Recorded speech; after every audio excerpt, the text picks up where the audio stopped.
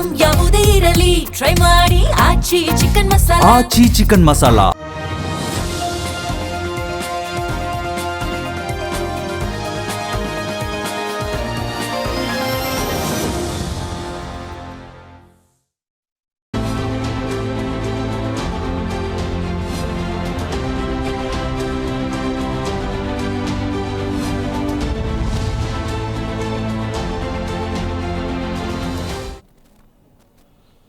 ನಮಸ್ಕಾರ. ಮೆಗಾ ಸುದ್ದಿ ವಿಶೇಷ ಕಾರ್ಯಕ್ರಮಕ್ಕೆ ಸ್ವಾಗತ. ನಾನು ಪ್ರವೀಣ್ ಕುಂಬಾರ್. ಇವತ್ತಿನ ಮೆಗಾ ಸುದ್ದಿಯಲ್ಲಿ ಬಿಡದಿ ಟೌನ್ಶಿಪ್ ಯೋಜನೆಯ ಕುರಿತಂತೆ ಮಾತನಾಡೋದಿದೆ. ಬಿಡದಿ ಟೌನ್ಶಿಪ್ ಯೋಜನೆಯನ್ನು ವಿರೋಧಿಸಿ ಸುಮಾರು 500 ದಿನಗಳಿಂದ ಬಹುದೊಡ್ಡ ಪ್ರತಿಭಟನೆ ಆಗ್ತಾ ಇದೆ. ಯಾವ ಕಾರಣಕ್ಕೂ ನಮ್ಮ ಭೂಮಿಯನ್ನ ಭೂಸ್ವಾಧೀನ ಮಾಡೋದಕ್ಕೆ ನಾವು ಬಿಡೋದಿಲ್ಲ ಅಂತ ಅನೇಕ ಜನ ರೈತರು ಪ್ರತಿಭಟನೆ ಮಾಡ್ತಾ ಇದ್ದಾರೆ. ಈ ಪ್ರತಿಭಟನೆಯ ಹೊರತಾಗಿಯೂ ಕೂಡ ಇತ್ತೀಚೆಗೆ ಮೊದಲ ಹಂತದ ಭೂಸ್ವಾಧೀನದ ಅಧಿಸೂಚನೆಯನ್ನು ಹೊರಗಡೆ ಬಂದಿತ್ತು. ಅದರ ಭಾಗವಾಗಿ ಅಧಿಕಾರಿಗಳು ಸರ್ವೆ ಮಾಡೋದಕ್ಕೆ ಹೋಗಿದ್ರು. ಹೀಗೆ ಸರ್ವೆ ಮಾಡೋದಕ್ಕೆ ಹೋದಾಗ ಅನೇಕ ಜನ ಮಹಿಳೆಯ ರೈತರುಗಳು, ರೈತ ಮುಖಂಡರುಗಳು, ಅಲ್ಲಿದ್ದಂತಹ ಜನ ಪೊರಕೆಯನ್ನು ತೋರಿಸಿ ಅಧಿಕಾರಿಗಳ ಕಾರಿನ ಗ್ಲಾಸನ್ನು ಒಡೆದು ಮೊಟ್ಟೆ ಎಸೆದು ಪ್ರತಿಭಟನೆಯನ್ನು ಮಾಡಿದ್ರು. ಇದಕ್ಕೆ ಸಂಬಂಧಪಟ್ಟಂತೆ ನಿನ್ನೆ ದೇವೇಗೌಡರು ಒಂದು ಸುದ್ದಿಗೋಷ್ಠಿ ಮಾಡಿದರು. ಇದು ಬೇರೊಂದು ರಾಜಕೀಯ ಕಾರಣಕ್ಕಾಗಿ ಇಂಥದ್ದೊಂದು ಪ್ರತಿಭಟನೆಗಳು ಅಥವಾ ಸರ್ಕಾರ ಇದನ್ನೆಲ್ಲ ಮಾಡ್ತಾ ಇದೆ, ಹೈಕಮಾಂಡ್ ನಿಷ್ಠೆಯ ಕಾರಣಕ್ಕಾಗಿ ಡಿ ಕೆ ಶಿವಕುಮಾರ್ ಇದನ್ನು ಮಾಡ್ತಿದ್ದಾರೆ ಅಂತ ದೇವೇಗೌಡರು ಒಂದು ದೊಡ್ಡ ಗಂಭೀರ ಆರೋಪ ಮಾಡಿದರು. ಇವೆಲ್ಲದರ ನಡುವೆ ಈಗಷ್ಟೇ ಡಿ ಕೆ ಶಿವಕುಮಾರ್ ಇದರ ಬಗ್ಗೆ ಒಂದು ಸುದ್ದಿಗೋಷ್ಠಿಯನ್ನು ನಡೆಸಿದರು. ರಾಜಕೀಯ ಆರೋಪ ಪ್ರತ್ಯಾರೋಪಗಳು, ಕಾಂಗ್ರೆಸ್, ಜೆಡಿಎಸ್, ಬಿಜೆಪಿ ಇವೆಲ್ಲದರ ನಡುವೆ ಕಟ್ಟ ಕಡೆಯ ರೈತ ಮಾತ್ರ ಇವತ್ತು ಸಮಸ್ಯೆಯನ್ನು ಅನುಭವಿಸ್ತಾ ಇದ್ದಾನೆ ಅಂತ ಅಲ್ಲಿ ಹೋರಾಟ ಮಾಡ್ತಾ ಇರುವಂಥ ಹೋರಾಟಗಾರರು ಹೇಳ್ತಾ ಇದ್ದಾರೆ. ಹಾಗಾದರೆ ಯಾವ ಕಾರಣಕ್ಕಾಗಿ ರೈತರು ತಮ್ಮ ಭೂಮಿಯನ್ನು ಕೊಡೋದಕ್ಕೆ ಮುಂದೆ ಬರ್ತಾ ಇಲ್ಲ? ಹಾಗಾದರೆ ಸರ್ಕಾರ ಕೊಡ್ತಾ ಇರುವಂಥ 2 ಕೋಟಿ 2.5 ಕೋಟಿ ರೂಪಾಯಿ ಎಕರೆಗೆ ನಾವು ಹಣ ಕೊಡ್ತೀವಿ ಅಂತ ಹೇಳ್ತಿದ್ದಾರಲ್ಲ, ಅದು ಸಾಕಾಗಲ್ವಾ? ಪರಿಷ್ಕರಣೆ ಏನಾದರೂ ಆಗಬೇಕಾ?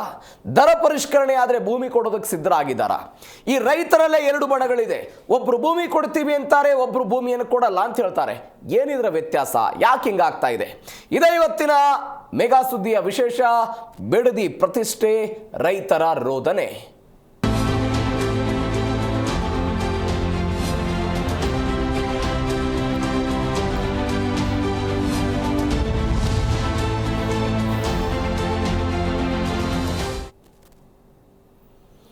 ಬಿಡದಿ ಟೌನ್ಶಿಪ್ ವಿಚಾರದಲ್ಲಿ ಪ್ರತಿಷ್ಠೆ ಕಂಡು ಬರ್ತಾ ಇದೆ. ಬೆಂಗಳೂರಿನ ಮೇಲಿರುವ ಒತ್ತಡವನ್ನು ಕಡಿಮೆ ಮಾಡಿ ಒಂದು AICTಯನ್ನು ನಿರ್ಮಾಣ ಮಾಡಬೇಕು 9,000 ಚಿಲ್ಲರೆ ಎಕರೆಯಲ್ಲಿ ಅನ್ನೋದು ಡಿ ಕೆ ಶಿವಕುಮಾರ್ ಅವರ ಕನಸು. ಅವ್ರು ಹೇಳ್ತಾ ಇದ್ದಾರೆ, ಇದು ನನ್ನ ಕನಸಲ್ಲ, ಅದರ ಬದಲಾಗಿ ಕುಮಾರಸ್ವಾಮಿ ಅವರು 2006ರಲ್ಲಿ ಇಂಥದ್ದೊಂದು ಕನಸು ಕಂಡಿದ್ರು, ಅದನ್ನು ನನಸು ಮಾಡೋದಕ್ಕೆ ನಾನು ಪ್ರಯತ್ನವನ್ನು ಪಡ್ತಿದ್ದೀನಿ ಅಂತ. ಈ ರಾಜಕಾರಣಿಗಳ ಜೂಟಾಟದಲ್ಲಿ ರೈತರು ಮಾತ್ರ ಬಡವರಾಗ್ತಾ ಇದ್ದಾರೆ. ರೈತರು ಬಡವರಾಗ್ತಾ ಇರೋದು ಇದೀಗ 11 ಜನ ರೈತರ ಮೇಲೆ ದಾಖಲಾಗಿದೆ ಪ್ರಕರಣ ದಾಖಲಾಗಿದೆ. HD ದೇವೇಗೌಡರು ಹೇಳಿದಂತೆ ಡಿ ಕೆ ಶಿವಕುಮಾರ್ ಹೈಕಮಾಂಡ್ಗೆ ಏನಾದರೂ ಮಾತು ಕೊಟ್ಟಿದ್ದಾರಾ? ಅವ್ರು ಹೇಳ್ತಿದ್ದಾರೆ 120 ಕೋಟಿ ರೂಪಾಯಿ ಹಣ ಚುನಾವಣಾ ಕಾರಣಕ್ಕಾಗಿ ಅಂತ, 20,000 ಕೋಟಿ ಹಣ ಚುನಾವಣೆ ಕಾರಣಕ್ಕಾಗಿ ಹೈಕಮಾಂಡ್ ಕೊಡ್ತೀನಿ ಅಂತ ಹೇಳಿದ್ದಾರೆ. ಅದರ ಭಾಗವಾಗಿ ರಿಯಲ್ ಎಸ್ಟೇಟ್ ದಂಧೆ ಮಾಡ್ತಿದ್ದಾರೆ ಅಂತ ದೇವೇಗೌಡರು ಮಾಡಿರುವಂಥ ಆರೋಪ. 90% ರೈತರ ವಿರೋಧ ಇದೆ ಅಂತೆ ಈ ಯೋಜನೆಗೆ. ಸರ್ಕಾರ ಕೊಡ್ತಾ ಇರುವಂಥ ಅಂಕಿಅಂಶ 90% ಜನ ಈ ಯೋಜನೆಯ ಪರವಾಗಿದ್ದಾರೆ. ಈ ಪ್ರತಿಭಟನೆ ಮಾಡ್ತಾ ಇರೋರು ಎಲ್ಲರೂ ಕೂಡ JDSನ ಕೃಪಾಪೋಷಿತ ಡ್ರಾಮಾ ಮಂಡಳಿಯದು ಅಂತ. JDS ನಾಯಕರೆಲ್ಲ ಪ್ರತಿಭಟನೆ ಮಾಡ್ತಾ ಇದ್ದಾರೆ, ನಿಜವಾದ ರೈತರು ಭೂಮಿ ಕೊಡೋದಕ್ಕೆಲ್ಲ ಮುಂದೆ ಬಂದಿದ್ದಾರೆ ಅಂತ. ಇದಕ್ಕೆ ತದ್ವಿರುದ್ಧವಾಗಿ ಸರ್ಕಾರದ ಕೆಲ ಸಚಿವರುಗಳು ಹೇಳಿಕೆ ಕೊಟ್ಟಿದ್ದನ್ನು ನೋಡಿದ್ದೀವಿ. ಅದು ಜಿ ಪರಮೇಶ್ವರ್, ಸತೀಶ್ ಜಾರಕಿಹೊಳಿ, ಬೇರೆ ಬೇರೆ ನಾಯಕರುಗಳು ರೈತರ ವಿರೋಧವಿದ್ರೆ ನಾವು ಬಿಟ್ಬಿಡ್ತೀವಿ ಅಂತ. ಈಗ once again D K Shivakumar ಈಗಷ್ಟೇ ಸುದ್ದಿಗೋಷ್ಠಿ ನಡೆಸಿ ಅವರು ಹೇಳಿದರು, ಒತ್ತಾಯವೇನಿಲ್ಲ, ಒತ್ತಾಯ ಮಾಡಿ ಯಾವ ಭೂಮಿಯನ್ನು ಕೂಡ ತೆಗೆದುಕೊಳ್ಳಲ್ಲ ಅಂತ. ಈ ರಾಜಕೀಯ ಆರೋಪ ಪ್ರತ್ಯಾರೋಪದ ನಡುವೆ ಇದೀಗ ದೊಡ್ಡ ಮಟ್ಟದ ಪ್ರತಿಭಟನೆ ಆಗ್ತಾ ಇರೋದನ್ನು ನೋಡ್ತಾ ಇದ್ದೀವಿ. ಒಂದು ಫಲವತ್ತಾದ ಭೂಮಿ ಇದೆ, 1 ಎಕರೆನೋ 2 ಎಕರೆನೋ ಅರ್ಧ ಎಕರೆನೋ ನಾವೇನೋ ತೋಟಗಾರಿಕೆ ಮಾಡ್ತಾ ಇದ್ದೀವಿ, ರೇಷ್ಮೆ ಕೃಷಿ ಮಾಡ್ತಾ ಇದ್ದೀವಿ. ಇವತ್ತು ಸರ್ಕಾರ ಏನೋ 1 ಕೋಟಿನೋ 2 ಕೋಟಿ ಹಣ ಕೊಟ್ಟು ನಮ್ಮ ಜಮೀನನ್ನು ಖರೀದಿ ಮಾಡಬಹುದು, ಭೂಸ್ವಾಧೀನ ಮಾಡಬಹುದು. ಆದರೆ ಆ 1 ಕೋಟಿ ಖಾಲಿ ಆದ ನಂತರ ಏನು ಮಾಡಬಹುದು ಎನ್ನುವಂಥ ಆತಂಕ ರೈತರಲ್ಲಿ ದೊಡ್ಡ ಮಟ್ಟದಲ್ಲಿದೆ. ಇದರ ಜೊತೆಗೆ ರೈತರು ಕೇಳ್ತಾ ಇರುವಂತಹ ಒಂದು ದೊಡ್ಡ ಮಟ್ಟದ ಬೇಡಿಕೆ ಅಂತ ಹೇಳಿದ್ರೆ, ಬೆಂಗಳೂರು ಮೈಸೂರು ಎಕ್ಸ್ಪ್ರೆಸ್ ಹೈವೇ ಹೋಗಿದೆ ನಮ್ಮ ಊರಿನ ಪಕ್ಕ. ಅಲ್ಲಿಗೆ ನಾವು ದರವನ್ನು ಕಂಪೇರ್ ಮಾಡಿದರೆ ಇಲ್ಲಿ ದರ ಕಡಿಮೆ ಆಗುತ್ತೆ. ಸರ್ಕಾರ ಕೊಡುವಂಥ 2 ಕೋಟಿ ರೂಪಾಯಿ ಹಣವನ್ನು ನಾವು ತೆಗೆದುಕೊಂಡು ಹೋದರೆ ಒಂದು ಸೈಟ್ ಬರಲ್ಲ, ನಮಗೆ 1 ಎಕರೆ ಜಮೀನಲ್ಲಿ ಬರುತ್ತೆ ಅಂತ ರೈತರು ಕೇಳ್ತಾ ಇದ್ದಾರೆ. ಒಂದು ಸೈಟನ್ನು ಕೂಡ ಕೊಳ್ಳೋದಕ್ಕೆ ಸಾಧ್ಯವಿಲ್ಲ. ಆ ಸೈಟನ್ನು ಕೊಳ್ಳದೇ ಇರುವಂತಹ ಮೌಲ್ಯದ ಹಣವನ್ನು ಸರ್ಕಾರ ಕೊಡ್ತಾ ಇದೆ. ಇದರಿಂದ ನಮಗೆ ಭೂಮಿಯನ್ನು ಮರಳಿ ತೆಗೆದುಕೊಳ್ಳೋದಕ್ಕೆ ಸಾಧ್ಯ ಇದೆಯಾ? ಈ ಪ್ರಶ್ನೆಯನ್ನು ರೈತರು ಕೇಳ್ತಾ ಇರೋದು. ಮತ್ತೊಂದು ರೈತರು ಮಹತ್ವದ ಪ್ರಶ್ನೆ ಮಾಡಿದ್ದಾರೆ ಸರ್ಕಾರಕ್ಕೆ. ನಾವು ಕೈಗಾರಿಕೆ ಅಭಿವೃದ್ಧಿ ಮಾಡ್ತೀವಿ, ಕಂಪನಿಗಳು ಬರುತ್ತೆ, ಬಿಡದಿ ಟೌನ್ಶಿಪ್ ಆಗುತ್ತೆ, AI ಎಲ್ಲ ಆಗುತ್ತೆ ಅಂತ. ಆದರೆ ಉದ್ಯೋಗ ಬಿಡದಿಯವರಿಗೆ ಸಿಗುತ್ತಾ? ಸುತ್ತಮುತ್ತಲಿನ ಬೈರಮಂಗಲ, ಕಂಚಗಾರನಹಳ್ಳಿ ಎಲ್ಲ ಭಾಗಗಳೇನಿದೆ, ಈ ಪ್ರತಿಭಟನೆ ಆಯ್ತಲ್ಲ ಇತ್ತೀಚೆಗೆ 2 ದಿನಗಳ ಹಿಂದೆ, ಮಂಡಲಹಳ್ಳಿ ಅಂತ ಒಂದು ಗ್ರಾಮ.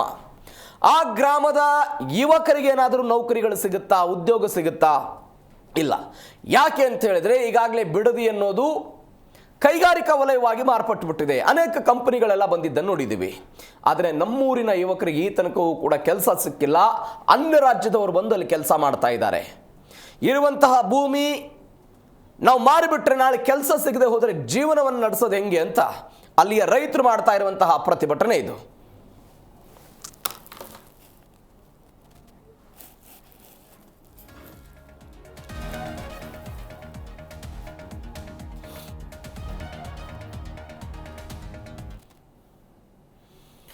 ಬಿಡದಿ ಪ್ರತಿಷ್ಠೆ, ರೈತರ ರೋದನೆ, ಇದೇ ವಿಚಾರದ ಬಗ್ಗೆ ಇವತ್ತು ಕೂಡ ಮಾತನಾಡ್ತಾ ಹೋಗೋಣ. ನೀವು ಕೂಡ ಸ್ಕ್ರೀನ್ ಮೇಲೆ ಕಾಣ್ತಾ ಇರುವಂತಹ ನಂಬರ್ಗೆ ಕರೆ ಮಾಡಿ ನಿಮ್ಮ ಅಭಿಪ್ರಾಯಗಳನ್ನು ಕೂಡ ಹಂಚ್ಕೊಳ್ಬೋದು. ಅದರ ಜೊತೆಗೆ ನಮ್ಮ ಜೊತೆ ರೈತ ಮಹಿಳೆ ಕೂಡ ಒಬ್ಬರಿದ್ದಾರೆ, ಶ್ವೇತಾ ಹೊಸೂರು ಅಂತ. ಮೇಡಮ್ ನಮಸ್ಕಾರ, ಕಾರ್ಯಕ್ರಮಕ್ಕೆ ಸ್ವಾಗತ. 500 ದಿನ ಆಯಿತು ಪ್ರತಿಭಟನೆ ಆಗ್ತಾ ಇದ್ದು ಬಿಡದಿ ಟೌನ್ಶಿಪ್ ಯೋಜನೆ ವಿರೋಧಿಸಿ. ಯಾಕೆ ಪ್ರತಿಭಟನೆ, ಏನಿದೆ ಯೋಜನೆ? ಸರ್, ಇದು ಬಂದು ಟೌನ್ಶಿಪ್ AICT ಪ್ರಾಜೆಕ್ಟು. ನಾವು ಪ್ರತಿಭಟನೆ ಮಾಡ್ತಿರೋದು ರೈತರು ಭೂಮಿ ಕೊಡಲ್ಲ ಅಂತ ಅಷ್ಟೇ. ಇದು ಯಾವುದೇ ರಾಜಕೀಯ ಏನೂ ಇಲ್ಲ ಸರ್. ನಾವು ಭೂಮಿ ಕೊಡಲ್ಲ. ಯಾಕಂದ್ರೆ ನಮ್ಮ ಅಸ್ತಿತ್ವ, ನಮ್ಮ ಸಂಸ್ಕೃತಿ, ನೆಲ, ಜಲ, ಭಾಷೆ ಎಲ್ಲ ಇರೋದು ಇಲ್ಲಿ ಇರುವಾಗ ಇದನ್ನ ಬಿಟ್ಟು ನಾವು ಎಲ್ಲೋಗ್ಬೇಕು? ನಾವು ನಂಬ್ಕೊಂಡಿರೋದೇ ಭೂಮಿ, ಕೃಷಿನೇ ನಮ್ಮ ಜೀವನ. ಕೃಷಿ, ರೇಷ್ಮೆ, ಹೈನುಗಾರಿಕೆ ಇದೆಲ್ಲ ಇದ್ದಾಗ ನಾವು ಬಿಟ್ಟು ಎಲ್ಲೋಗ್ಬೇಕು? ಮತ್ತೆ ನಮಗೆ ಬದುಕೇನು ಇಲ್ಲ. ಇಷ್ಟೇ, ಇದನ್ನ ತಗೊಂಡ್ರು, ಅವ್ರೇನೋ ಕೊಟ್ಟರು, ಅದು ಬಿಡಿ, ಅದು ಸೆಕೆಂಡ್ರಿ ಅಷ್ಟೇ. ಅಲ್ಲಿಗೆ ನಾವು ಸರ್ವನಾಶ ಇಷ್ಟೇ, ಇನ್ನೇನು ನಮ್ಮ ಬದುಕಿಲ್ಲ. ಸೊ ಇಲ್ಲಿಗೆ ರೈತರು ಎಂಡ್ ಆಗ್ಬಿಡ್ತೀವಿ. ಈ ಜಾಗದಲ್ಲಿ ರೈತರಿಗೆ ಏನೋ ಅಷ್ಟು ತರ್ಪಣ ಬಿಟ್ಟಂಗೆ ಆಗ್ಬಿಡುತ್ತೆ. ಅದಕ್ಕೆ ನಾವು ಯಾವುದೇ ಕಾರಣಕ್ಕೂ ಭೂಮಿ ಕೊಡಲ್ಲ. ಎಲ್ಲರೂ ಭೂಮಿ ಕೊಡಲ್ಲ ಅಂತ ಹೇಳ್ತಿದಾರ ಅಥವಾ ಕೆಲವೊಂದಿಷ್ಟು ಜನ ಭೂಮಿ ಕೊಡಲ್ಲ ಅಂತ ಹೇಳ್ತಿದಾರ? ಸರ್, ಕೆಲವೊಂದಿಷ್ಟು ಅಷ್ಟು ಅನ್ನೋದಕ್ಕಿಂತ ಇದು ಈ ಅಂಕಿಅಂಶ ಸರ್ಕಾರದ ಹತ್ರ ಇದೆ. ನಾವೇನ್ ಹೇಳೋದು, ಒಂದು ಇದ್ರಲ್ಲಿ 180ರಿಂದ 90 ಜನ ರೈತರು ಯಾರು ಕೃಷಿ, ಹಾಲು ಈ ತರ ನೀರಾವರಿ ಮಾಡ್ಕೊಂಡಿದಾರೋ ಅವ್ರು ಯಾರು ಭೂಮಿ ಕೊಡಕ್ ಇಷ್ಟ ಇಲ್ಲ. ಯಾರೋ 10 ಎಕರೆ 15 ಎಕರೆ ಮತ್ತೆ ಸಾಲ ಸೋಲ ಇರೋರು, ಅವ್ರಿಗೆ ಆರೋಗ್ಯ ಸಮಸ್ಯೆ ಇರೋರು ಅವ್ರು ಕೊಡ್ತಾರೆ. ಅವ್ರು ಕೊಡ್ಬೋದು, ಅದು ಅವ್ರ ಇಷ್ಟ, ಅದು ಅವರ ವೈಯಕ್ತಿಕ ನಿರ್ಧಾರಗಳು. ಇಲ್ಲಿ ಹೋರಾಟ ಮಾಡ್ತಿರೋರು ಯಾವುದೇ ಕಾರಣಕ್ಕೂ ನಾವು ಭೂ ಸ್ವಾಧೀನಕ್ಕೆ ಭೂಮಿ ಕೊಡಲ್ಲ ಅಂತ ಹೋರಾಟ ಮಾಡ್ತಾ ಇದ್ದೀವಿ. ನಿಮ್ಮ ಹೋರಾಟದ ನಡುವೆಯೂ ಕೂಡ ಮೊದಲ ಹಂತದ ಭೂ ಸ್ವಾಧೀನಕ್ಕೆ ಅಧಿಸೂಚನೆ ಹೊರಡಿಸಿದೆ ಸರ್ಕಾರ. ಹೌದು. ಎಷ್ಟು ಎಕರೆ? 500 ಚಿಲ್ಲರೆ ಎಕರೆ ಭೂಮಿ, 500 ಚಿಲ್ಲರೆ ಎಕರೆ. ಆದ್ರೆ ನಾವ್ ಹೇಳ್ತಾ ಇರೋದು, ಇಷ್ಟು ಹೋರಾಟ 500 ದಿನದಿಂದ ಮಾಡ್ತಿದ್ರು, ಅಂತಿಮ ಅಧಿಸೂಚನೆ ಯಾವ ಕಾರಣ ಕೊಡಿಸ್ತಿದ್ದಾರೆ? ರೈತರ ಸಮಸ್ಯೆಗಳನ್ನ ಕೇಳಿ ಅವ್ರ ಸಮಸ್ಯೆ ಬಗೆಹರಿಸ್ಬಿಟ್ಟು ಆಮೇಲೆ ನೀವು ಮಾಡ್ಕೊಳ್ಳಿ. ಎಲ್ಲ ಒಪ್ಪಿಗೆ ಕೊಟ್ರೆ ಹೋರಾಟ ಮಾಡೋರು ಯಾರು ಅಲ್ವಾ? ಏನು ಹೋರಾಟ ಇಷ್ಟು ನಡೀತಿದ್ರು ನೀವು ಮಾಡ್ತೀನಿ ಅಂದ್ರೆ ಮತ್ತೆ ನಾವು ಯಾರನ್ನೋ ಕೇಳಬೇಕು? ಪ್ರತಿಯೊಬ್ಬ ಒಂದು ಪಂಚಾಯಿತಿ ಅಧಿಕಾರಿಯಿಂದ ಹಿಡಿದು ಮುಖ್ಯಮಂತ್ರಿವರೆಗೂ, ರಾಜ್ಯಪಾಲರವರೆಗೂ ಮನವಿ ಕೊಟ್ಟಿದ್ದೀವಿ. ಇದನ್ನ ಬಿಟ್ಟು ನಾನು ಪಾಕಿಸ್ತಾನ್ಗೋ, ತಾಲಿಬಾನ್ಗೋ, ಇಸ್ರೇಲ್ಗೋ ಹೋಗಿ ಮನವಿ ಕೊಡ್ಬೇಕಾಗುತ್ತೇನೋ ಸದ್ಯ ಪರಿಸ್ಥಿತಿ ಗೊತ್ತಿಲ್ಲ ಸರ್. ಏನಾಗುತ್ತೆ ನೀವು ಭೂಮಿ ಕೊಟ್ಟರೆ? ಸಮಸ್ಯೆ ಏನು? ಸಮಸ್ಯೆ ಏನು ಅಲ್ಲ, ನಮ್ಮ ಬದುಕು ನಾಶ. ಇಲ್ಲಿಗೆ ಅದೇ ಸರ್ ಮುಕ್ತಾಯ. ರೈತರ ಬದುಕು, ಬಿಡದಿ, ಬೈರಮಂಗಲ, ಕಂಚಗಾರನಹಳ್ಳಿ ರೈತರ ಬದುಕು ಮುಕ್ತಾಯ. ಯಾರು ಕೃಷಿ ನಂಬ್ಕೊಂಡು ಬದುಕ್ತಿದ್ದಾರೋ ಅವ್ರ ಬದುಕು ಮುಕ್ತಾಯ, ಇನ್ನೇನೇ ಆಗಲ್ಲ ಅವ್ರಿಗೆ. ಈಗ ಬೆಂಗಳೂರಿನಲ್ಲೂ ಕೃಷಿ ಭೂಮಿ ಇತ್ತಪ್ಪ, ಬೆಂಗಳೂರನ್ನು ಎಕ್ಸ್ಟೆಂಡ್ ಮಾಡಲಾಯಿತು, ಅಭಿವೃದ್ಧಿ ಮಾಡಲಾಯಿತು, ಅವ್ರ ಬದುಕು ಮುಗಿದು ಹೋಗ್ಬಿಡ್ತಾ ಆಗಿದ್ರೆ ಸರ್ ಈಗ ಅವ್ರದ್ದು ಮುಗ್ದಿಲ್ಲ, ಅವ್ರದ್ದು ಉಳ್ಕೊಂಡಿದೆ. ಹಂಗಾದ್ರೆ ಯಾಕೆ 9600 ಎಕರೆ ದೇವನಹಳ್ಳಿ ಆನೇಕಲ್ ಮಾಡ್ತೀರಾ? ಇಡೀ ಕರ್ನಾಟಕನೇ ಡೆಮಾಲಿಷ್ ಮಾಡಿ ಅಲ್ಲಿರೋ ರೈತರ ಭೂಮಿ ಎಲ್ಲ ಮಾಡಿ ಅಭಿವೃದ್ಧಿ ಮಾಡಿ ಮಾತ್ರ ಇಂಜೆಕ್ಷನ್ ಕೊಡ್ಬೋದಲ್ವಾ? ಈಗ ಯಾವ್ದೋ ಮಾಡ್ಬಿಟ್ಟಿದೀವಿ ಇದನ್ನು ಮಾಡ್ಬಿಟ್ಟು ತಪ್ಪಲ್ವಾ? ಈಗ ಆಲ್ರೆಡಿ ಆಗಿ ಅದು ತುಂಬಾ ಅದು ವಿಕೋಪಕ್ಕೆ ಹೋದಾಗ ಅದನ್ನೇನಾದ್ರೂ ಅದರಿಂದ ಸಾಧ್ಯ ಆದ್ರೆ ಕಡಿಮೆ ಮಾಡ್ಬೇಕು ಹೊರತು ಎಲ್ಲ ನಾಶ ಒಂದೇ ಸತಿ ಮಾಡ್ಬೋದಲ್ವಾ ಸರ್? ಅಲ್ಲಿಷ್ಟು ಇಲ್ಲಿಷ್ಟು ಯಾಕೆ ಮಾಡ್ತೀರಾ? ಪೂರ್ತಿ ಕರ್ನಾಟಕದಲ್ಲಿರೋ ಎಲ್ಲ ಕೃಷಿ ಭೂಮಿನೂ ತಗೊಳ್ಳಿ. ಅಲ್ಲಿ ಯಾವ್ದೋ ಕಾಲದಲ್ಲಿ ಮಾಡಿದ್ವಿ ಈಗಲೂ ಮಾಡ್ಬಿಡ್ತೀನಿ ಸರ್. ಬೆಂಗಳೂರು ಸುತ್ತಮುತ್ತ ಎಷ್ಟೊಂದು ಕೆರೆಗಳಿದ್ವು, ಈ ಕೆರೆಗಳಿದ್ಯಾ? ಒಂದೇ ಕಾವೇರಿ ನದಿ ನಂಬ್ಕೊಂಡಿದ್ದೀವಿ. ಅವರು ಕೆರೆ ಇದ್ದಾಗ್ಲೂ ಬದುಕ್ತಾ ಇದ್ವಿ, ಕೆರೆ ಹೋದ್ಮೇಲೂ ಬದುಕ್ತಾ ಇದೀವಿ. ಏನ್ ಸಮಸ್ಯೆ ಆಗಿದೆ? ಅಭಿವೃದ್ಧಿ ಆಗಿದೆ. ನಿಮ್ಮ ಬಿಡದಿನ ಅಭಿವೃದ್ಧಿ ಆಗುತ್ತೆ, ನಿಮ್ಮ ಕೆಂಚಗಾರನಹಳ್ಳಿನೂ ಅಭಿವೃದ್ಧಿ ಆಗುತ್ತೆ, ನಿಮ್ಮ ಬೈರಮಂಗಲನೂ ಅಭಿವೃದ್ಧಿ ಆಗುತ್ತೆ, ಕಂಪನಿಗಳು ಬರ್ತವೆ. ಮತ್ತೆ ಡೆಲ್ಲಿಲಿ ಯಾಕೆ ಇಷ್ಟೊಂದು ವಾಯು ಮಾಲಿನ್ಯ ಆಗಿದೆ? ಇಷ್ಟೆಲ್ಲ ಅಭಿವೃದ್ಧಿ ಆದ್ರೂ ವಾಯು ಮಾಲಿನ್ಯಕ್ಕೆ ನಾವೇನಾದ್ರೂ ಬೇರೆ ದಾರಿ ಮಾಡಿದೀವ? ಡೆಲ್ಲಿ ಬಾಂಬೆ ಎಲ್ಲ ಅಲ್ಲಿ ಜೀವನ ಮಾಡಕ್ಕೆ ಎಷ್ಟು ಕಷ್ಟ ಆಗ್ತಿದೆ. ಮತ್ತೆ ಆಕ್ಸಿಜನ್ ಎಲ್ಲರೂ ಬೇರೆ ಇದರಿಂದ ತರಬೇಕಾಗುತ್ತೆ, ಅನ್ಯ ಗ್ರಹಗಳಿಂದ ಎತ್ಕೊಂಡ್ ಬಂದು ಆಕ್ಸಿಜನ್ ತಗೋಬರಕ್ಕಾಗುತ್ತಾ? ಗಿಡ ಮರ ಇಷ್ಟು ಮತ್ತೇನು ಇಷ್ಟು ಮೊನ್ನೆ ಎಷ್ಟು ಲಕ್ಷ 13 ಲಕ್ಷನೋ ಎಷ್ಟು ಸರ್ ಆದ್ರು 15 ಲಕ್ಷ ಗಿಡ ನೆಟ್ರು. ಯಾಕೆ ನೆಟ್ರು? ಮತ್ತೆ ಬಿಟ್ಬಿಡ್ಬೇಕಿತ್ತಲ್ಲ. ಕಡಿತಿದಾರಲ್ಲ ಮತ್ತೆ ಅದೇ ನಾನು ಹೇಳ್ತಾ ಇರೋದು, ಅಲ್ಲಿ ಕಡಿತಿದ್ದೀರಲ್ಲ, ಅಭಿವೃದ್ಧಿ ಮಾಡ್ಬೇಕಲ್ಲ, ಏನು ಗಿಡ ಬಿಡ್ತಿದ್ದೀರಾ? ಯಾಕೆ ಅಲ್ಲಿ ಕಡಿತಾ ಇರೋದಕ್ಕೆ ಇಲ್ಲಿ ನೆಡ್ತಾ ಇದೀವಿ ಅಂತ ಬೇಡ, ಎಲ್ಲೂ ನೆಡ್ಲೇಬೇಡ್ರಿ, ಅಭಿವೃದ್ಧಿ ಮಾಡಿ. ಅದನ್ನು AICT ಮಾಡು, ಅದು ಕಾಂಕ್ರೀಟ್ ಕಡೆ ಕಟ್ಟಿ. ಯಾಕೆ ಮಾಡ್ತಿದ್ದೀರಾ ಅಷ್ಟೊಂದು ಕೋಟಿ ಖರ್ಚು ಮಾಡಿ? ಇಲ್ಲಿ ಇಷ್ಟು ಎತ್ತರವಾಗಿ ಬೆಳೆದಿರೋ ಮರಗಳು ಕಟ್ಬಿಟ್ಟು ಈಗ ಅದರಲ್ಲಿ ನೀವು 13 ಲಕ್ಷ 15 ಲಕ್ಷ ಹಾಕಿದ್ದೀರಲ್ಲ, ಅದ್ರಲ್ಲಿ ಎಷ್ಟು ಲಕ್ಷ ಉಳಿತಾವಲ್ಲ ಅಷ್ಟಕ್ಕೆ ನಮಗೆ ಗೊತ್ತಿಲ್ಲ. ಅಷ್ಟೆಲ್ಲ ಯಾಕೆ ಸುಮ್ಮನೆ ಆರ್ಥಿಕವಾಗಿ ನಷ್ಟ ಅನ್ಭವಿಸ್ತೀರಾ? ಅದು ಬೇಡವೇ ಬೇಡ ಅಂತ ನಾನು ಹೇಳ್ತಾ ಇರೋದು. ಈಗ ಅಭಿವೃದ್ಧಿ ಬೇಕಲ್ವಾ? ಎಲ್ಲ ಡೆಮಾಲಿಷ್ ಮಾಡಿ ಯಾಕೆ ಭೂಮಿ ಉಳಿಸ್ತಿದ್ದೀರಾ? ಫುಲ್ ಕಟ್ಟಿ, ರಾಜ್ಯ ಕಟ್ಟಿ. ನನ್ನ ಬೇಸಿಕ್ ಪ್ರಶ್ನೆ, ಅಕಸ್ಮಾತ್ ಇದೇ ಟೌನ್ಶಿಪ್ ಅನ್ನ ನೀವು ಬೆಳಗಾವಿನೋ ಹುಬ್ಬಳ್ಳಿನೋ ಕಲಬುರ್ಗಿನೋ ಯಾದಗಿರಿನೋ ಆ ಕಡೆಗೆ ತೆಗೆದುಕೊಂಡು ಹೋಗಿದ್ರೆ ರೈತರು ಸ್ವಾಗತ ಮಾಡ್ತಿದ್ರು ಅಂತ ನನ್ನ ಅಭಿಪ್ರಾಯ, ಸಾರ್ವಜನಿಕರು ಸ್ವಾಗತ ಮಾಡ್ತಿದ್ರು ಅಂತ ನನ್ನ ಅಭಿಪ್ರಾಯ. ಯಾಕೆ ಅಂತ ಹೇಳಿದ್ರೆ ಕಲಬುರ್ಗಿಯ ಯಾವುದೋ ಒಬ್ಬ ಹುಡುಗ ಡಿಗ್ರಿ ಮುಗಿಸಿದ ನಂತರ ಓದೋಕೆ ಬರಬೇಕು ಅಂತ ಹೇಳಿದ್ರೆ ಬೆಂಗಳೂರಿಗೆ ಬರಬೇಕು. ಹುಬ್ಬಳ್ಳಿ ಯಾವುದೋ ಒಬ್ಬ ಹುಡುಗ ಡಿಗ್ರಿ ಮುಗಿಸಿದ ಅಂತ ಹೇಳಿದ್ರೆ ಓದೋದಕ್ಕೆ ಬೆಂಗಳೂರಿಗೆ ಬರಬೇಕು. ನನ್ನ ಮನೆಯ ಬಾಗಿಲಲ್ಲಿ ನನ್ನ ಮಗನಿಗೆ ಕೆಲಸ ಸಿಗ್ತದೆ ಅಂತ ಹೇಳಿದ್ರೆ ಅವ್ರು ಜಮೀನು ಕೊಡ್ತಾರೆ. ನಿಮ್ದು ಯಾಕೆ ವಿರೋಧ? ಅದೇ ಸರ್ ನಾನು ಹೇಳ್ತಾ ಇರೋದು, ಈಗ ಹುಬ್ಬಳ್ಳಿ ಕಲಬುರ್ಗಿ ಇದು ಎಲ್ಲ ಕರ್ನಾಟಕದ ಒಂದು ಭಾಗ ಅಲ್ವಾ? ಅಲ್ಲೇ ಮಾಡಿ. ಬೆಂಗಳೂರು ಪಕ್ಕ ಇರೋ ಒಂದು 15 ಕಿಲೋಮೀಟರ್ ಅಲ್ಲಿ ಇರೋದು ಒಂದೇ ಬೈರಮಂಗಲ ಕಂಚಗಾರನಹಳ್ಳಿನ ಕರ್ನಾಟಕದ ಭಾಗ ಮಾಡಿ. ಹುಬ್ಬಳ್ಳಿ ಧಾರವಾಡ ಅವರು ಚೆನ್ನಾಗಿರ್ಲಿ, ಅವರು ಅಪ್ಪ ಅಮ್ಮನ ಜೊತೆ ಮಕ್ಳಿರ್ಲಿ, ಮಕ್ಳೆಲ್ಲೋ ಇರ್ತಾರೆ, ಅಪ್ಪ ಅಮ್ಮ ಎಲ್ಲ ಇರ್ತಾರೆ. ಈಗೆಲ್ಲ ಅಲ್ಲಿ ಗಾರೆ ಕೆಲಸ ಎಲ್ಲ ಬೆಂಗಳೂರಲ್ಲಿ ಬದುಕ್ತಿದ್ದಾರೆ. ಅಂತ ದೊಡ್ಡ ಮನೆ, ಅವ್ರಿಗೆ 5 ಎಕರೆ 10 ಎಕರೆ ಜಾಗಗಳಿದೆ, ಅಲ್ಲಿರೋರೆಲ್ಲ ಬಿಟ್ಟು ಬೆಂಗಳೂರಲ್ಲಿ ಬದುಕ್ತಿದ್ದಾರೆ. ಯಾಕೆ ಅವರು ಕಷ್ಟ ಕೊಡ್ತೀರಾ? ಅವರು ನಿಮ್ಗೆ ವೋಟ್ ಮಾಡಿರ್ತಾರಲ್ವಾ, ಅವರು ಈ ರಾಜ್ಯದ ಪ್ರಜೆಗಳಲ್ವಾ, ಅವ್ರಿಗೆ ಮಾಡಿ ಸರ್. ಅವ್ರನ್ನ ಡೆವಲಪ್ಮೆಂಟ್ ಮಾಡಿ, ಇಡೀ ಕರ್ನಾಟಕ ಡೆವಲಪ್ಮೆಂಟ್ ಮಾಡಿ. ಬರೀ ಬೆಂಗಳೂರು ಡೆವಲಪ್ಮೆಂಟು, ಹೊಟ್ಟೆ ತುಂಬಿರೋರ್ಗೆ ಎಷ್ಟಂತ ತುಂಬಿಸ್ತೀರಾ? ಅಸ್ತಿರೋರ್ಗೆ ಅನ್ನ ಕೊಡಿ ಸರ್ ಅಂತ ಕೇಳ್ತಾ ಇರೋದು. ನೀವು ಈ ಪತ್ರದಲ್ಲಿ ಉಲ್ಲೇಖ ಮಾಡಿದಿರಿ, ಈ 2 ಪಂಚಾಯಿತಿಗಳ ವ್ಯಾಪ್ತಿಯಲ್ಲಿ ಅಂದ್ರೆ ಬೈರಮಂಗಲ ಕಂಚಗಾರನಹಳ್ಳಿಯ ವ್ಯಾಪ್ತಿಯಲ್ಲಿ ಪೂರ್ವ ದಿಕ್ಕಿನಲ್ಲಿ ಸುವರ್ಣಮುಖಿ ಹರಿತಾ ಇದೆ, ಪಶ್ಚಿಮ ದಿಕ್ಕಿನಲ್ಲಿ ವೃಷಭಾವತಿ ನದಿ ಹರಿತಾ ಇದೆ. ಇದರಿಂದೆಲ್ಲ ಕಲುಷಿತ ನೀರೇ ಬರುತ್ತೆ ಅಂತ. ಹೌದು ಸರ್, ಕಲುಷಿತ ನೀರು ಬರ್ತಿದೆ. ಅದು ಬೆಂಗಳೂರಿಂದಾನೇ ಬರ್ತಿರೋದು. ಅಲ್ಲಿರೋ 2 ಪಂಚಾಯತಿ ರೈತರು ಕಲುಷಿತ ನೀರ್ನೇನು ಬಿಡ್ತಾ ಇಲ್ಲ. ಅದು ಎಷ್ಟು ಹಳ್ಳಿಗಳಿಂದ ಎಷ್ಟು ಹಳ್ಳಿಗೆ ಅದು ಹೋಗ್ತಿದೆ ಆ ನೀರು ಅಂತ ಇಲ್ಲಿ ಮಾಹಿತಿ ಇದೆ ಸರ್. ಇದ್ಬೇಕಂದ್ರೆ ನಾನು ಹೇಳ್ತೀನಿ, ಇಲ್ಲಾಂದ್ರೆ ನೀವೇ ನೋಡಿ. ಈಗ ಇವರು ಮಾಡಿರೋ ಈ ಟೋಟಲ್ ಅಕ್ವೈರೇಷನ್ ಅಲ್ಲಿ ಆ ನೀರು ಎಷ್ಟು ಪ್ರದೇಶಕ್ಕೆ ಬರುತ್ತೆ ಅಲ್ಲೇ ಇದೆ ನೋಡಿ ಹೇಳಿ ಸರ್. ಬೈರಮಂಗಲದ 476 ಎಕರೆ 27 ಗುಂಟೆಗೆ 4.80 ಕಿಲೋಮೀಟರ್ ಇದೆ. ಅಲ್ಲಿಂದ ಕೆಂಪೈನಹಳ್ಳಿಯಿಂದ 232 ಎಕರೆ 37 ಗುಂಟೆ, ಅಲ್ಲಿ ನಾಲೆ 1.20 ಕಿಲೋಮೀಟರ್. ಕೆಂಚಗಾರನಹಳ್ಳಿ 66 ಎಕರೆ 37 ಗುಂಟೆ ಮತ್ತು ನಾಲೆ 3.55 ಕಿಲೋಮೀಟರ್ ಇದೆ. ಅಂದ್ರೆ ಎಷ್ಟು ದೂರಗಳ ಕಾಲ ಹರಿಯುತ್ತೆ? ಆ ನೀರಿಂದ ಈಗ ಸಮಸ್ಯೆ ಇದೆ, ಆ ನೀರಿಂದ ಅಂತ ಹೇಳಿ ಭೂಮಿ ಕೊಡಿ ಅಂತ ಹೇಳ್ತಿದ್ದಾರೆ, ಒಪ್ಕೊಳ್ಳೋಣ. ಆ ನೀರು ಎಷ್ಟು ಹಳ್ಳಿಗೆ ಸಮಸ್ಯೆ ಇದೆ, ಎಷ್ಟು ವ್ಯಾಪ್ತಿಗೆ ಸಮಸ್ಯೆ ಇದೆ ಅದನ್ನ ನೋಡಿ. ಈಗ ನಾನು ಹೇಳ್ತಾ ಇರೋದು, ಹೌದು ನೀವು ಕೆರೆ ಶುದ್ಧೀಕರಣ ಮಾಡಕ್ಕಾಗಲ್ಲ, ನಿಮ್ ಕೈಲಾಗಲ್ಲ, ಒಪ್ಕೊಳ್ಳೋಣ. ಆ ಭೂಮಿ ತಗೊಳ್ಳಿ. ಈಗ ಯಾರ್ಯಾರು ಒಪ್ಪಿಗೆ ಇದಾರೋ, ಯಾಕಂದ್ರೆ ಅವ್ರಿಗೆ ನೀರಿಂದ ಸಮಸ್ಯೆ ಇರೋರು ಕೊಡ್ಲಿ, ಅದು ನಾನು ಅವ್ರನ್ನ ಹಿಡ್ಕೊಳಕ್ ಆಗಲ್ಲ ಕೊಡೋರು. ಅಂದ್ರೆ ನೀವು ಹೇಳ್ತಾ ಇರೋದು ಈ ವಿಚಾರದ ಬಗ್ಗೆ ಮಾತನಾಡ್ತೀನಿ, ಬರ್ತೀನಿ ನಾನು ಇದ್ರ ಬಗ್ಗೆ ಡೀಟೇಲ್ ಆಗಿ ಮಾತನಾಡೋಣ. ಒಬ್ಬ ಬೆಂಗಳೂರಿನಿಂದ ಪುಟ್ಟರಾಜು ಅಂತ ಕಾಲರ್ ಇದ್ದಾರೆ. ನಮಸ್ಕಾರ ಪುಟ್ಟರಾಜು ಅವರೇ. ನಮಸ್ತೆ. ನೀವು ಬೆಂಗಳೂರಲ್ಲಿ ಕರೆಕ್ಟ್ ಆಗಿ ಬದುಕಬೇಕು, ಚಂದವಾಗಿ ಬದುಕಬೇಕು ಅಂತ ಹೇಳಿದ್ರೆ ಟೌನ್ಶಿಪ್ ಬೇಕು ಅಂತಿದ್ದಾರೆ DK ಶಿವಕುಮಾರ್. ಖಂಡಿತ ಬೇಕಾಗಿಲ್ಲ ಸರ್. ಬೇಕಾಗಿಲ್ಲ? ಖಂಡಿತ ಇಲ್ಲ ಸರ್. ಯಾಕೆ ಸರ್? ಸಿಟಿ ಮಾಡಬೇಕು ಅಂದ್ರೆ ಬೆಂಗಳೂರು ಒಂದೇ ಸರ್ ಇರೋದು. ಹತ್ರ ಇದೆ ಅಲ್ಲ ಬೆಂಗಳೂರಿಗೆ ಬಿಡದಿ ಸರ್. ತುಮಕೂರಿಂದ ಹಚ್ಕೋದ್ರೆ ಚಿತ್ರದುರ್ಗದಿಂದ ಆಚೆ ಪೂರ್ತಿ ಒಣಗೋಗುತ್ತೆ ಸರ್ ಭೂಮಿ. ಹೆಸರಾಗಿರೋ ನಾಡಿನಲ್ಲಿ ಮಾಡ್ಬೇಕು ಅಂತ ಅವಶ್ಯಕತೆ ಇರಲ್ಲ. ಓಕೆ. ಟೌನ್ಶಿಪ್ ಮಾಡ್ಬೇಕು ಅಂದ್ರೆ ತುಮಕೂರು ನಿಯರ್ ಅಲ್ವಾ ಸರ್? ತುಮಕೂರು ನಿಯರ್ ಅಲ್ಲ ಆರಾಮ್ ಮಾಡ್ಲಿ ಟೌನ್ಶಿಪ್. ಪಾಪ ಬಡವ್ರ ಮೇಲೆ ಯಾಕೆ ಹೊಡಿಬೇಕು ಈ ಸರ್ಕಾರ? ಹೇಳ್ತಾರಲ್ಲ ಕುಮಾರಸ್ವಾಮಿ ಮಾಡಿದ್ರು ಅಂತ. ಇವರು ಅಂಡರ್ಟೇಕಿಂಗ್ ಆಗಿಲ್ವಾ ಕಾಂಗ್ರೆಸ್ನವರು? ಓಕೆ, ಅಂಡರ್ಟೇಕಿಂಗ್ ಆಗಿದ್ರು ತಾನೆ.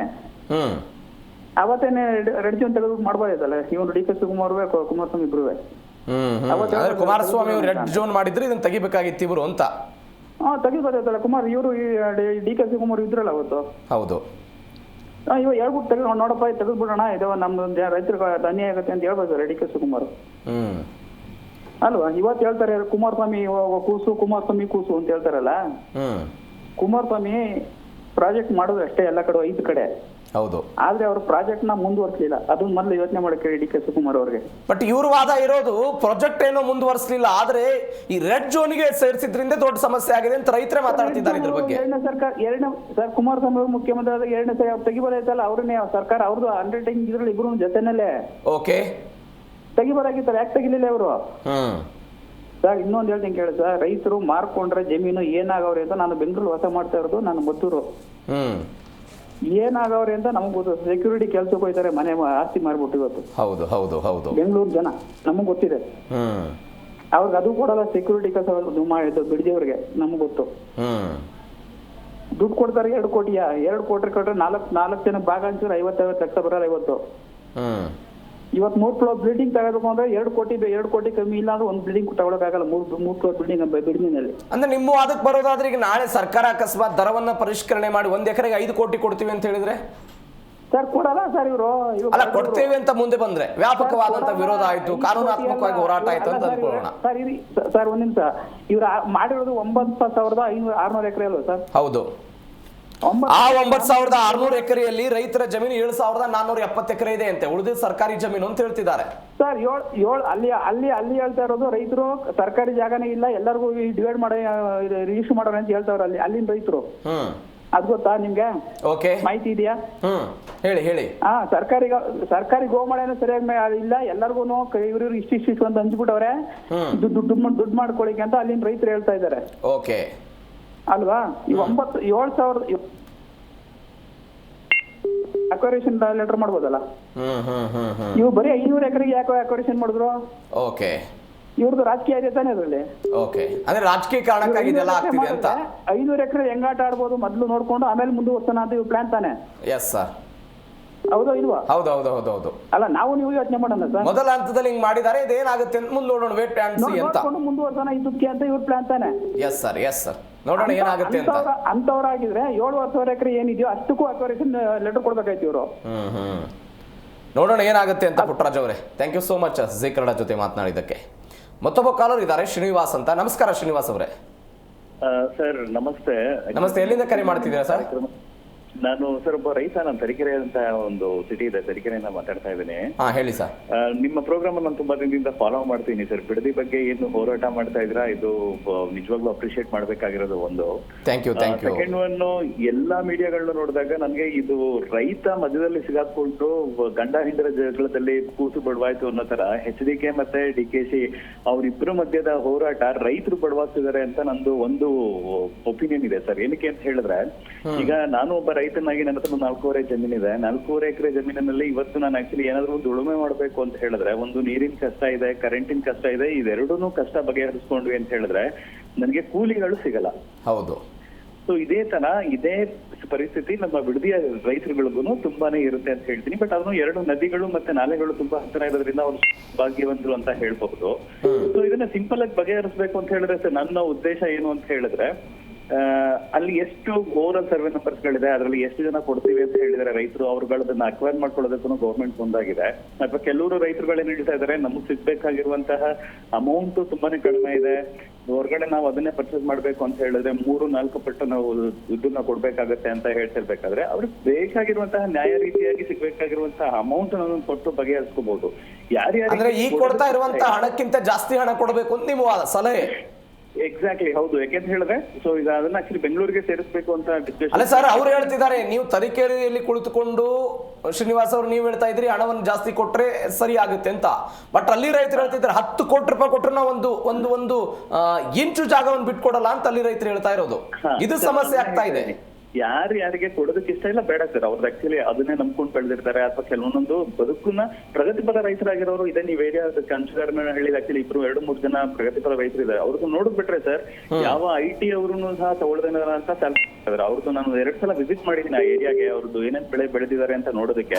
ಅಂಥವ್ರು ಕೊಡೋದಕ್ಕೆ ಯಾವ್ದೇ ಕಾರಣಕ್ಕೂ ನಾವು ಇಷ್ಟಪಡಲ್ಲ ಸರ್. ಅಂಥವ್ರದನ್ನ ನಾವು ಗೌರವಿಸಿ ಅವ್ರದನ್ನ ತಗೊಳ್ದೇನೆ ಬೇರೆ ಯಾರ್ಯಾರು ಕೊಡೋಕೆ ಹೊರಟಿದ್ದಾರೆ ಅವ್ರನ್ನ ತಗೊಂಡ್ರೆ ಆಕ್ಚುಲಿ ಕಂಪ್ಲೀಟ್ ಆಗಿ ಪ್ರಾಬ್ಲಮ್ ಸಾಲ್ವ್ ಆಗಿ ಹೋಗ್ಬಿಡುತ್ತೆ. ಎಸ್ ಸರ್, DK ಶಿವಕುಮಾರ್ ಅದನ್ನೇ ಹೇಳಿದ್ದಾರೆ, ನೋಡೋಣ ಏನಾಗುತ್ತೆ ಅಂತ. Thank you so much Srinivas ಅವರೇ ಜೀ ಕನ್ನಡ ಜೊತೆ ಮಾತನಾಡಿದ್ದಕ್ಕೆ. ಮಂಡ್ಯದಿಂದ ಮತ್ತೊಬ್ಬ ಕಾಲರ್ ಇದ್ದಾರೆ. ನಮಸ್ಕಾರ. ನಮಸ್ಕಾರ, ನನ್ನ ಧ್ವನಿ ಕೇಳಿಸ್ತಿದ್ಯಾ?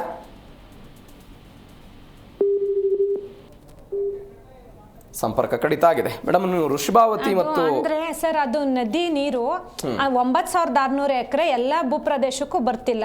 ಅದು ಎಷ್ಟು ಹರಿಯುತ್ತೆ ಅಂದ್ರೆ ಯಾವ್ಯಾವ ಇದು ಅಳತೆಯಲ್ಲಿ 5 ಎಕರೆ ಒಂದು 8 ಎಕರೆ 8 ಕಿಲೋಮೀಟರ್ ಅಂತ ಅಷ್ಟೇ ಕಿಲೋಮೀಟರ್ ಹರಿಯೋದ್ರಿಂದ ಅದು 9600 ಎಕರೆ ಕೃಷಿ ಭೂಮಿಗೆ ಸಮಸ್ಯೆ ಇಲ್ಲ ನೀರಿನಿಂದ ಅಂತ ನಾನು ಅದನ್ನ ದಾಖಲೆ ತಂದಿರೋದು. ಟೋಟಲ್ ಹೆಚ್ಚು ಕಡಿಮೆ ಒಂದು 800 ಎಕರೆ ವ್ಯಾಪ್ತಿಯಲ್ಲಿ ನದಿ ಬರುತ್ತೆ. ಅದರಿಂದ ಸಮಸ್ಯೆ ಇರೋರಿಗೆ ಅವ್ರಿಗೆ ಈಗ ನಾನು ಹೇಳೋದು, ನನ್ಗೇನೋ ಒಂದು ಪ್ರಾಬ್ಲಮ್ ಬಂತು ಅಂತ, ಒಂದು ದೇಹದಲ್ಲಿ ಒಂದು ಪಾರ್ಟಕ್ಕೆ ಪ್ರಾಬ್ಲಮ್ ಬಂತು ಅಂದ್ರೆ ಇಡೀ ದೇಹ ಹಾಳು ಮಾಡ್ಕೊಳಕ್ಕಾಗತ್ತಾ? ಅದಕ್ಕೇನಾದ್ರು ಟ್ರೀಟ್ಮೆಂಟ್ ಮಾಡ್ಬೋದಲ್ವಾ ಸರ್? ಇವಾಗ ಆಯ್ತಲ್ವಾ, ಈ AICT ಬಂದ್ಮೇಲೆ ನದಿ ಏನ್ ಮಾಡ್ತೀರಾ? ಶುದ್ಧಿ ಮಾಡ್ತೀರಲ್ವಾ?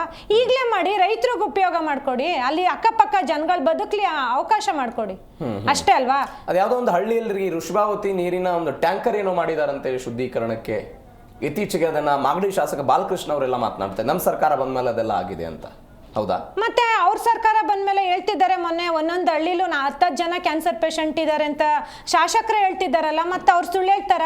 ಶಾಸಕರು ಅಂದ್ರೆ ಏನ್ ಹೇಳಿ, ಇಷ್ಟು ಕ್ಷೇತ್ರನ ಅವರು ಹಿಡಿತದಲ್ಲಿ ಇಟ್ಕೊಂಡಿದ್ದಾರೆ, ಅಷ್ಟು ಜನಕ್ಕೆ ಸಮಸ್ಯೆ ಬಗೆಹರಿಸ್ತಿದ್ದಾರೆ ಅಂದ್ರೆ ಅವ್ರು ಸುಳ್ಳು ಹೇಳ್ತಿದ್ದಾರ?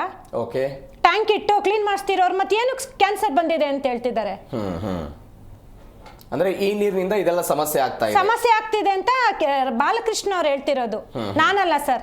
ನಾನೊಬ್ಳು ಸಾಮಾನ್ಯ ರೈತ ಮಹಿಳೆ, ನನ್ಗೆಲ್ಲಿರುತ್ತೆ ಸರ್ ಮಾಹಿತಿ. ಎಷ್ಟು ಎಕರೆ ಇದೆ ಮೇಡಮ್ ಭೂಮಿ? ಸರ್ ನಮ್ ತಾಯಿಯವ್ರದ್ದು 5 ಎಕರೆ, ನಮ್ದೊಂದು 2 ಎಕರೆ ಇದೆ ಸರ್. ನಾವೆಲ್ಲ ಬಡ ರೈತರು ಸರ್, ನಾವೇನೋ ದೊಡ್ಡ 10-15 ಎಕರೆ ರೈತರಲ್ಲ. ಒಂದೇನೋ ಅಲ್ಪ ಸ್ವಲ್ಪ ಭೂಮಿ ಇಟ್ಕೊಂಡು ನೆಮ್ಮದಿಯಾಗಿ ಬದುಕ್ತಿರೋ ರೈತರು ನಾವು. ಈಗ ಭೂಮಿ ಕೊಡ್ತಾ ಇರೋರು ಯಾರು ಮತ್ತು ಕೊಡದೇ ಇರೋದಕ್ಕೆ ಪ್ರತಿಭಟನೆ ಮಾಡ್ತಾ ಇರೋರು ಯಾರು ಇಲ್ಲಿ? ಸರ್ ಇಬ್ರು ರೈತರೇ, ನಾವು ಪಕ್ಷದವರಲ್ಲ, ಯಾರು ಪಕ್ಷದವರಲ್ಲ. ಪಕ್ಷದವರು ಅಂತ ಯಾರು ಅನ್ಕೋಬಿಟ್ಟಿದ್ದಾರೆ ಅಂದ್ರೆ ವಿಧಾನಸೌಧದಲ್ಲಿ ಕುತ್ಕೊಂಡು ಮಾತಾಡ್ತಿರೋರು. ಅಲ್ಲಲ್ಲ, ನಾನು ಹೇಳಿದ್ರು, ನೀವು ಅವಾಗ್ಲೇ ಮಾತನಾಡ್ತಾ ಇದ್ರಿ, ಈ ಭೂಮಿ ಇರುವ ಲೆಕ್ಕಾಚಾರದ ಮೇಲೆ ಕೆಲವೊಂದಿಷ್ಟು ಜನ ಒಪ್ಪಿಗೆ ಕೊಡ್ತಾ ಇದ್ದಾರೆ.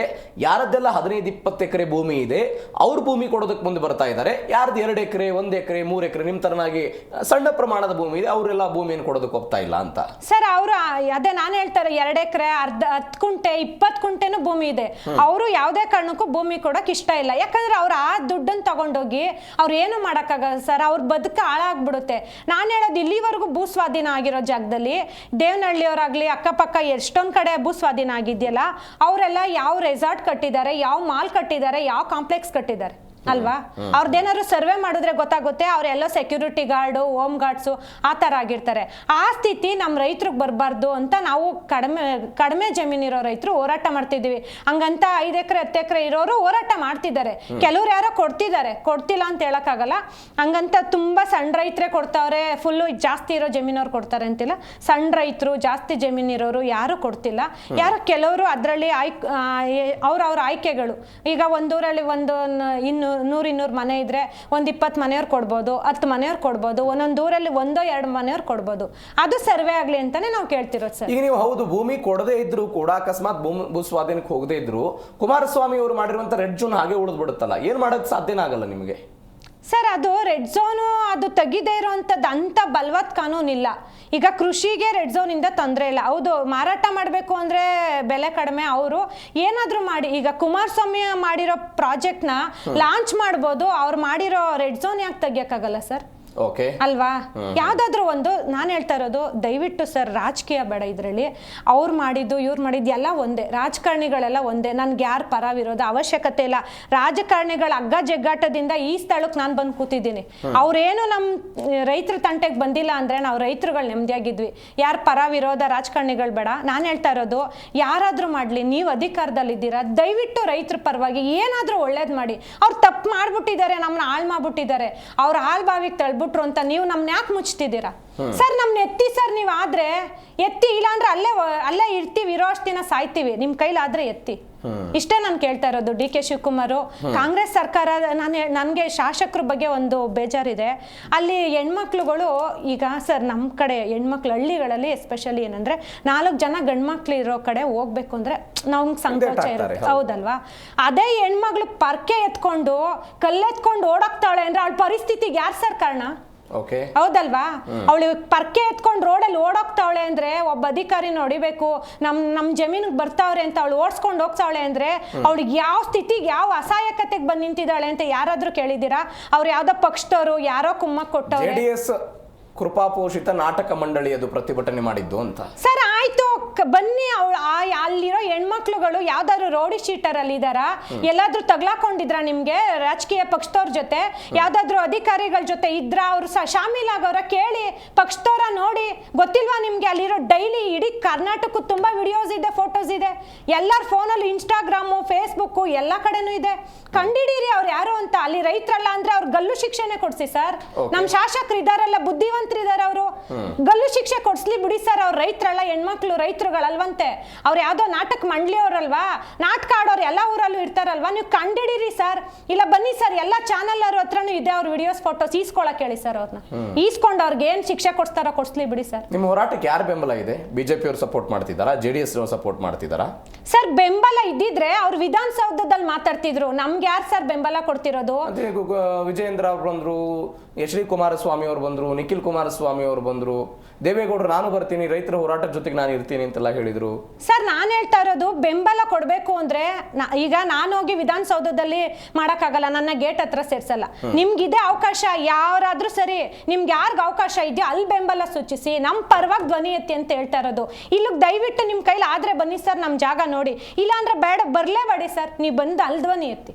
ರೈತರ ಪರವಾಗಿ ಧ್ವನಿ ಎತ್ತವ್ರು ಏನಿದ್ರು ವಿಧಾನಸೌಧದಲ್ಲಿ ಧ್ವನಿ ಎತ್ತಿ. ಇಷ್ಟೇ ಸರ್ ನಾನು ಹೇಳ್ತಿರೋದು. ನಮ್ಗೆ ಇಡೀ ರಾಜ್ಯ ರೈತ ಸಂಘ, ರೈತರುಗಳು ಎಲ್ಲರ ಬೆಂಬಲನೂ ಇದೆ. ನಮ್ಗೆ ಒಬ್ರು ಇಬ್ಬರದ್ದು ಬೆಂಬಲ ಅಂತಲ್ಲ, ಇಡೀ ಕರ್ನಾಟಕದಲ್ಲಿ ಪ್ರತಿಯೊಬ್ರು ಅನ್ನದಾತರಿಗೆ ಯಾರು ಋಣ ತೀರ್ಸ್ಬೇಕು ಅಂತಾರ ಪ್ರತಿಯೊಬ್ರು ಬೆಂಬಲನೂ ಇದೆ ಸರ್ ನಮ್ಗೆ. ನಾನು ಇತ್ತೀಚೆಗೆ ಒಂದು ಸೋಷಿಯಲ್ ಮೀಡಿಯಾದಲ್ಲಿ ಒಂದು ವಿಡಿಯೋ ನೋಡ್ತಾ ಇದ್ದೆ ಮೇಡಮ್. ಒಬ್ಬ ಅಜ್ಜಿ ಬಿಡದಿ, ಅದು ಹಳ್ಳಿ ಅಜ್ಜಿ ಬಂದು ಮಾತಾಡ್ತಾ ಇರ್ತಾರೆ.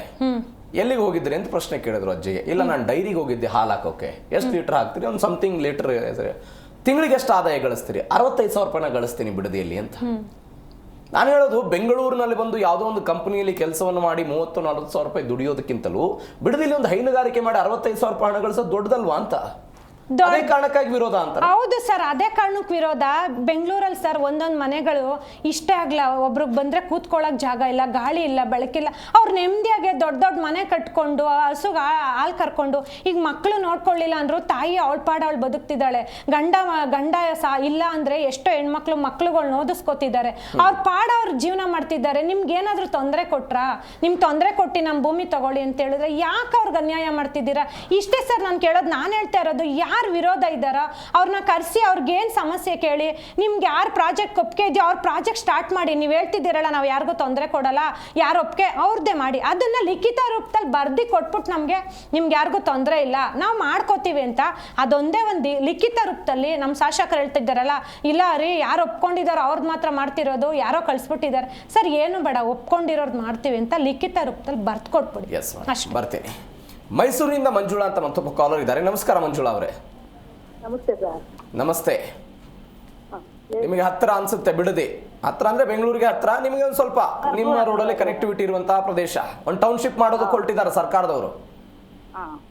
ಮಾಡ್ಬೇಕಾ? ಅವರು ಒಂದು ಲೆಕ್ಕದಲ್ಲಿ ಸಿಎಂ ಮಾಡ್ತಿರೋದು ಒಳ್ಳೇದೇ. ಯಾಕೆಂದ್ರೆ ಬೆಂಗಳೂರು ಜನದಟ್ಟಣೆ ಇದೆ ಅನ್ನೋ ಉದ್ದೇಶಕ್ಕೆ ಈ ತರ ಮಾಡ್ತಾರೆ. ಅವ್ರ ಸ್ವಂತಕ್ಕೇನು ಪರ್ಸನಲ್ ಆಗಿ ಮಾಡ್ತಾ ಇಲ್ಲ ಅಲ್ವಾ. ಇಲ್ಲಿ ವಿರೋಧ ಪಕ್ಷ ಕಟ್ತಾ ಇರೋದು ಅವ್ರಿಗೆ. ಇವಾಗ ತಾನೇ ಸಿಎಂ ಹೇಳಿದ್ರು ನಾನು ಸಿಎಂ ಆಗಿರೋ ತಡ್ಕೊಳಕ್ ಆಯ್ತಾ ಇಲ್ಲ ಅಂತ. ನಿಜ ಅದು. ನೋಡ್ತಾ ಇದ್ರೆ ನಾವು ಸುಮಾರು ಮಾಧ್ಯಮದಿಂದ ಇವ್ರು ಮಾಡ್ತಿರೋದೆಲ್ಲ ಪಕ್ಕ ಪ್ಲಾನೇ. ಇವರು ವಿರೋಧ ಪಕ್ಷದವರೇ ಮಾಡ್ತಿರೋದು. ರೈತರು ಅವ್ರ ಬದುಕನ್ನ ಹೆಂಗಿಸ್ಕೋಬೇಕು ಅವ್ರು ಇಸ್ಕೊತಾರೆ. ಅವ್ರಿಗೆ ಎತ್ಕಡ್ತಾ ಇರೋರು ಈ ವಿರೋಧ ಪಕ್ಷದವರು. ನೀವೇನ್ ಕೆಲಸ ಮಾಡ್ತೀರಾ ಮೇಡಮ್? ಏನ್ ಅಭ್ಯಂತರ ಇಲ್ಲ, ಅವ್ರು ಹೋರಾಟ ಮಾಡ್ತಿರೋದು. ಮಂಜುಳಾ ಅವರೇ ಹೇಳಿ ಸರ್. ನೀವೇನ್ ಕೆಲಸ ಮಾಡ್ಕೊಂಡಿದ್ದೀರಾ? ಸರ್ ನಾವ್ ಮನೇಲಿ ನಾವು ರೈತರೇ. ನಾವು ರೈತರೇ ಅಂದ್ರೆ ಅವ್ರು ಹೊಸ್ಕೊ ಅವ್ರು ಕೇಳ್ತಿರೋದು ಒಳ್ಳೇದು. ರೈತರು ಕೇಳ್ತಿರೋದು ನನ್ಗೇನು ಇದಿಲ್ಲ, ತೊಂದ್ರೆ ಇಲ್ಲ. ಅಂದ್ರೆ ರೈತರಿಗೆ ಭೂಮಿ ಕೊಡಬೇಕು ಅಂತ ನಿಮ್ಮ ವಾದ ಅಂತ ಅವ್ರು ಕೇಳ್ತಿರೋದು ಒಳ್ಳೇದು. ಈ ವಿರೋಧ ಪಕ್ಷದವ್ರು ಎತ್ಕಡ್ತಾವ್ರಲ್ಲ ನೋಡಿ, ಅಲ್ಲ ಮಂಜುಳಾ ಅವರೇ, ಈಗ ರೈತರು ಭೂಮಿ ಕೊಡಬೇಕು ಅನ್ನೋದು ನಿಮ್ಮ ವಾದ. ಸರ್ ಅವ್ರಿಗೆ ಏನಿ ಗೊತ್ತಾ, ಇವ್ರು ಮಾಡ್ತಾ ಇರೋದು ಏನಕ್ಕೆ ಸರ್ಕಾರ ಅಂದ್ರೆ ಬೆಂಗಳೂರು ಜನದಟ್ಟಣೆ ತಪ್ಪಿಸ್ಬೇಕು ಅಂತ ಅಷ್ಟೇ. ಇವ್ರಿಗೆ ಇಷ್ಟ ಇದ್ರೆ ಇವ್ರು ಕೊಡ್ಬೋದು, ಇಲ್ಲ ಬೇರೆ ಕಡೆ ಹೋಗಿ ಅಂತ ಇವ್ರು ಪ್ರೀತಿಯಿಂದ ಹೇಳ್ಬೋದು ಯಾರೋ ರೈತರು. ಅಷ್ಟ್ ಅದ್ ಬಿಟ್ಟು ಇವ್ರು ಪ್ರೀತಿಯಿಂದ ಹೇಳೋದಾಯ್ತು ಮೇಡಮ್, ಪೊರಕೆ ತೋರಿಸಿ ಹೇಳೋದಾಯ್ತು. ಮೊದ್ಲು ಪ್ರೀತಿಯಿಂದನೇ ಹೇಳಿದ್ರು, ಆಮೇಲೆ ಪೊರಕೆ ಮೊಟ್ಟೆ ಬಂತು ಕೈಗೆ. ಏನಾದ್ರೂ ಬರ್ತಾ ಇಲ್ವಲ್ಲ ಸರ್ಕಾರ? ಇರೋದ್ ಪಕ್ಷದವ್ರು ಸರ್, ರೈತರನ್ನ ಎತ್ಕಡ್ತಾ ಇರೋರು ಇರೋದ್ ಪಕ್ಷದವ್ರು. ಈಗ ಒಬ್ರು ನಮ್ಮ ಸ್ಟುಡಿಯೋದಲ್ಲಿ ಒಬ್ರು ರೈತರು ಇದಾರೆ, ಅವ್ರ ಮಾತು ಕೇಳಿಸ್ಕೊಳ್ತೀರಾ? ಹೇಳಿ ಸರ್. ಓಕೆ ಪ್ಲೀಸ್ ಮೇಡಮ್, ನಿಮ್ಗೆ ಯಾರ್ ಮಾಹಿತಿ ಕೊಟ್ರು ರೈತರನ್ನ ಎತ್ತಿ ಎತ್ತಿ ಎಲ್ ಕಟ್ತಿದ್ದಾರೆ ವಿರೋಧ ಪಕ್ಷದವ್ರು ಬಂದು? ನೀವು ನೋಡಿದ್ರಾ? ನಿಮ್ಗೆ ಗೊತ್ತಿದ್ಯಾ? ಬೆಳಗಾದ್ರೆ ನಾವು ಮಾಧ್ಯಮ ನೋಡ್ತೀವಿ ಸರ್ ಮೇಡಮ್, ಕುಮಾರಸ್ವಾಮಿ ಅವ್ರು ಹೇಳೋದ್ನು ನೋಡ್ತೀವಿ, ಜನರ ಹೇಳೋದ್ನು ನೋಡ್ತೀವಿ. ಯಾರ್ ಮೇಡಮ್ ಹೇಳ್ಬೇಕು? ಮಾಧ್ಯಮ ನಾವು ಸಂಜೆ ಬೆಳಗು ನೋಡ್ತಾ ಇದ್ವಿ. ನಿಮ್ಮ ಅಕ್ಕ ನೀವು ಕೇಳ್ತಾ ಇದ್ರೆ ಸರಿ, ಅದ್ರ ಮಧ್ಯೆ ಇವ್ರು ಒಗ್ಗರಣೆ ಹಾಕ್ತಾವ್ರೆ. ಅಲ್ಲ ಒಂದ್ ನಿಮಿಷ ಮೇಡಮ್ ಒಂದ್ ನಿಮಿಷ ಇರಿ. ನೀವು ರಾಜಕೀಯದವ್ರ ತರ ಮಾತಾಡಕ್ ಹೋಗ್ಬಿಡಿ. ನನ್ಗೆ ರಾಜಕೀಯದ ಅವಶ್ಯಕತೆ ಇಲ್ಲ, ನಾನು ಯಾವ ರಾಜಕಾರಣಿ ಬಗ್ಗೆ ಮಾತಾಡಕ್ ಬಂದಿಲ್ಲ. ನಾನ್ ಕೇಳ್ತಾ ಇರೋದು ರೈತರುಗಳಿಗೆ ಭೂಮಿ ಬೇಕಾ ಬೇಡವಾ? ಅವ್ರ ಭೂಮಿ ಬಿಟ್ಬಿಡ್ಬೇಕಾ? ನನ್ಗೆ ಉತ್ತರ ಕೊಡಿ. ನೀವು ರಾಜಕೀಯದವ್ರ ವಿಷಯ ಎತ್ಬಿಡಿ ನನ್ನ ಹತ್ರ. ಮಂಜುಳಾ ಅವ್ರ ನೇರ ಪ್ರಶ್ನೆ, ನಾನು ಅವಾಗಲೇ ನಿಮ್ಗೆ ಇದನ್ನೇ ಕೇಳಿದೆ, ಭೂಮಿ ಕೊಡ್ಬೇಕೋ ಬೇಡವೋ? ನಮ್ಮ ವಿಷಯ ಮಾತಾಡಿ. ಅಭಿವೃದ್ಧಿ ಮಾಡೋದಕ್ಕೆ ಸರ್ಕಾರಕ್ಕೆ ಆಸ್ತಿನೂ ಬೇಕು, ಅವ್ರಿಗೂ ಬೇಕು. ನಿಮ್ಮಲ್ಲಿ ಸಮಿತಿ ಆಗ್ಬೇಕು ಸರ್ಕಾರ. ನೀವು ಅಷ್ಟು ಬಿಟ್ರೆ ಬೇರೆಯವ್ರು ಇದನ್ನ ತಲೆ ಹಾಕಂತ ಉದ್ದೇಶ ಇಲ್ಲ. ಅಲ್ಲ ಒಂದ್ ನಿಮಿಷ ಮ್ಯಾಮ್, ನೀವು ರಾಜಕೀಯ ಬಿಟ್ಟು ರೈತರ ಬಗ್ಗೆ ಮಾತಾಡಿ. ನೀವು ದಿನ ಮಾಧ್ಯಮದಲ್ಲಿ ನೋಡ್ತಿದ್ದೀರಾ, ರೈತರುಗಳು ಎಲ್ಲ ಮಾಡ್ತಿರೋದು ಎಲ್ಲ ಗೊತ್ತಲ್ವಾ ನಿಮ್ಗೆ? ಎಲ್ಲಾರ ಬಗ್ಗೆನೂ ಗೊತ್ತಿದೆ, ನೀವು ಫುಲ್ ಎಲ್ಲ ತಿಳ್ಕೊಂಡ್ಬಿಟ್ಟಿದ್ದೀರಾ. ನಾನ್ ಹೇಳ್ತಾ ಇರೋದಷ್ಟೇ. ಇರಿ ಮೇಡಮ್, ಮಂಜುಳಾ ಅವ್ರು ನೀವು ರೈತರು ಅಂತ ಹೇಳಿದ್ರಿ, ನಿಮ್ದು ಕೃಷಿ ಭೂಮಿ ಇದೆ ಅಂತ ಹೇಳಿದ್ರಿ. ನಾಳೆ ಮೈಸೂರಿನ ಮೇಲೆ ಒತ್ತಡ ಜಾಸ್ತಿ ಆಗ್ತಾ ಇದೆ, ನಾವು ಒಂದು ಟೌನ್ಶಿಪ್ ಮಾಡ್ತೀವಿ ಮೈಸೂರು ಪಕ್ಕ, ನಿಮ್ ಭೂಮಿಯಲ್ಲಿ ಇದ್ದಲ್ಲೇ ಕೊಡ್ತೀರಾ ನಾವು ಭೂಮಿನ?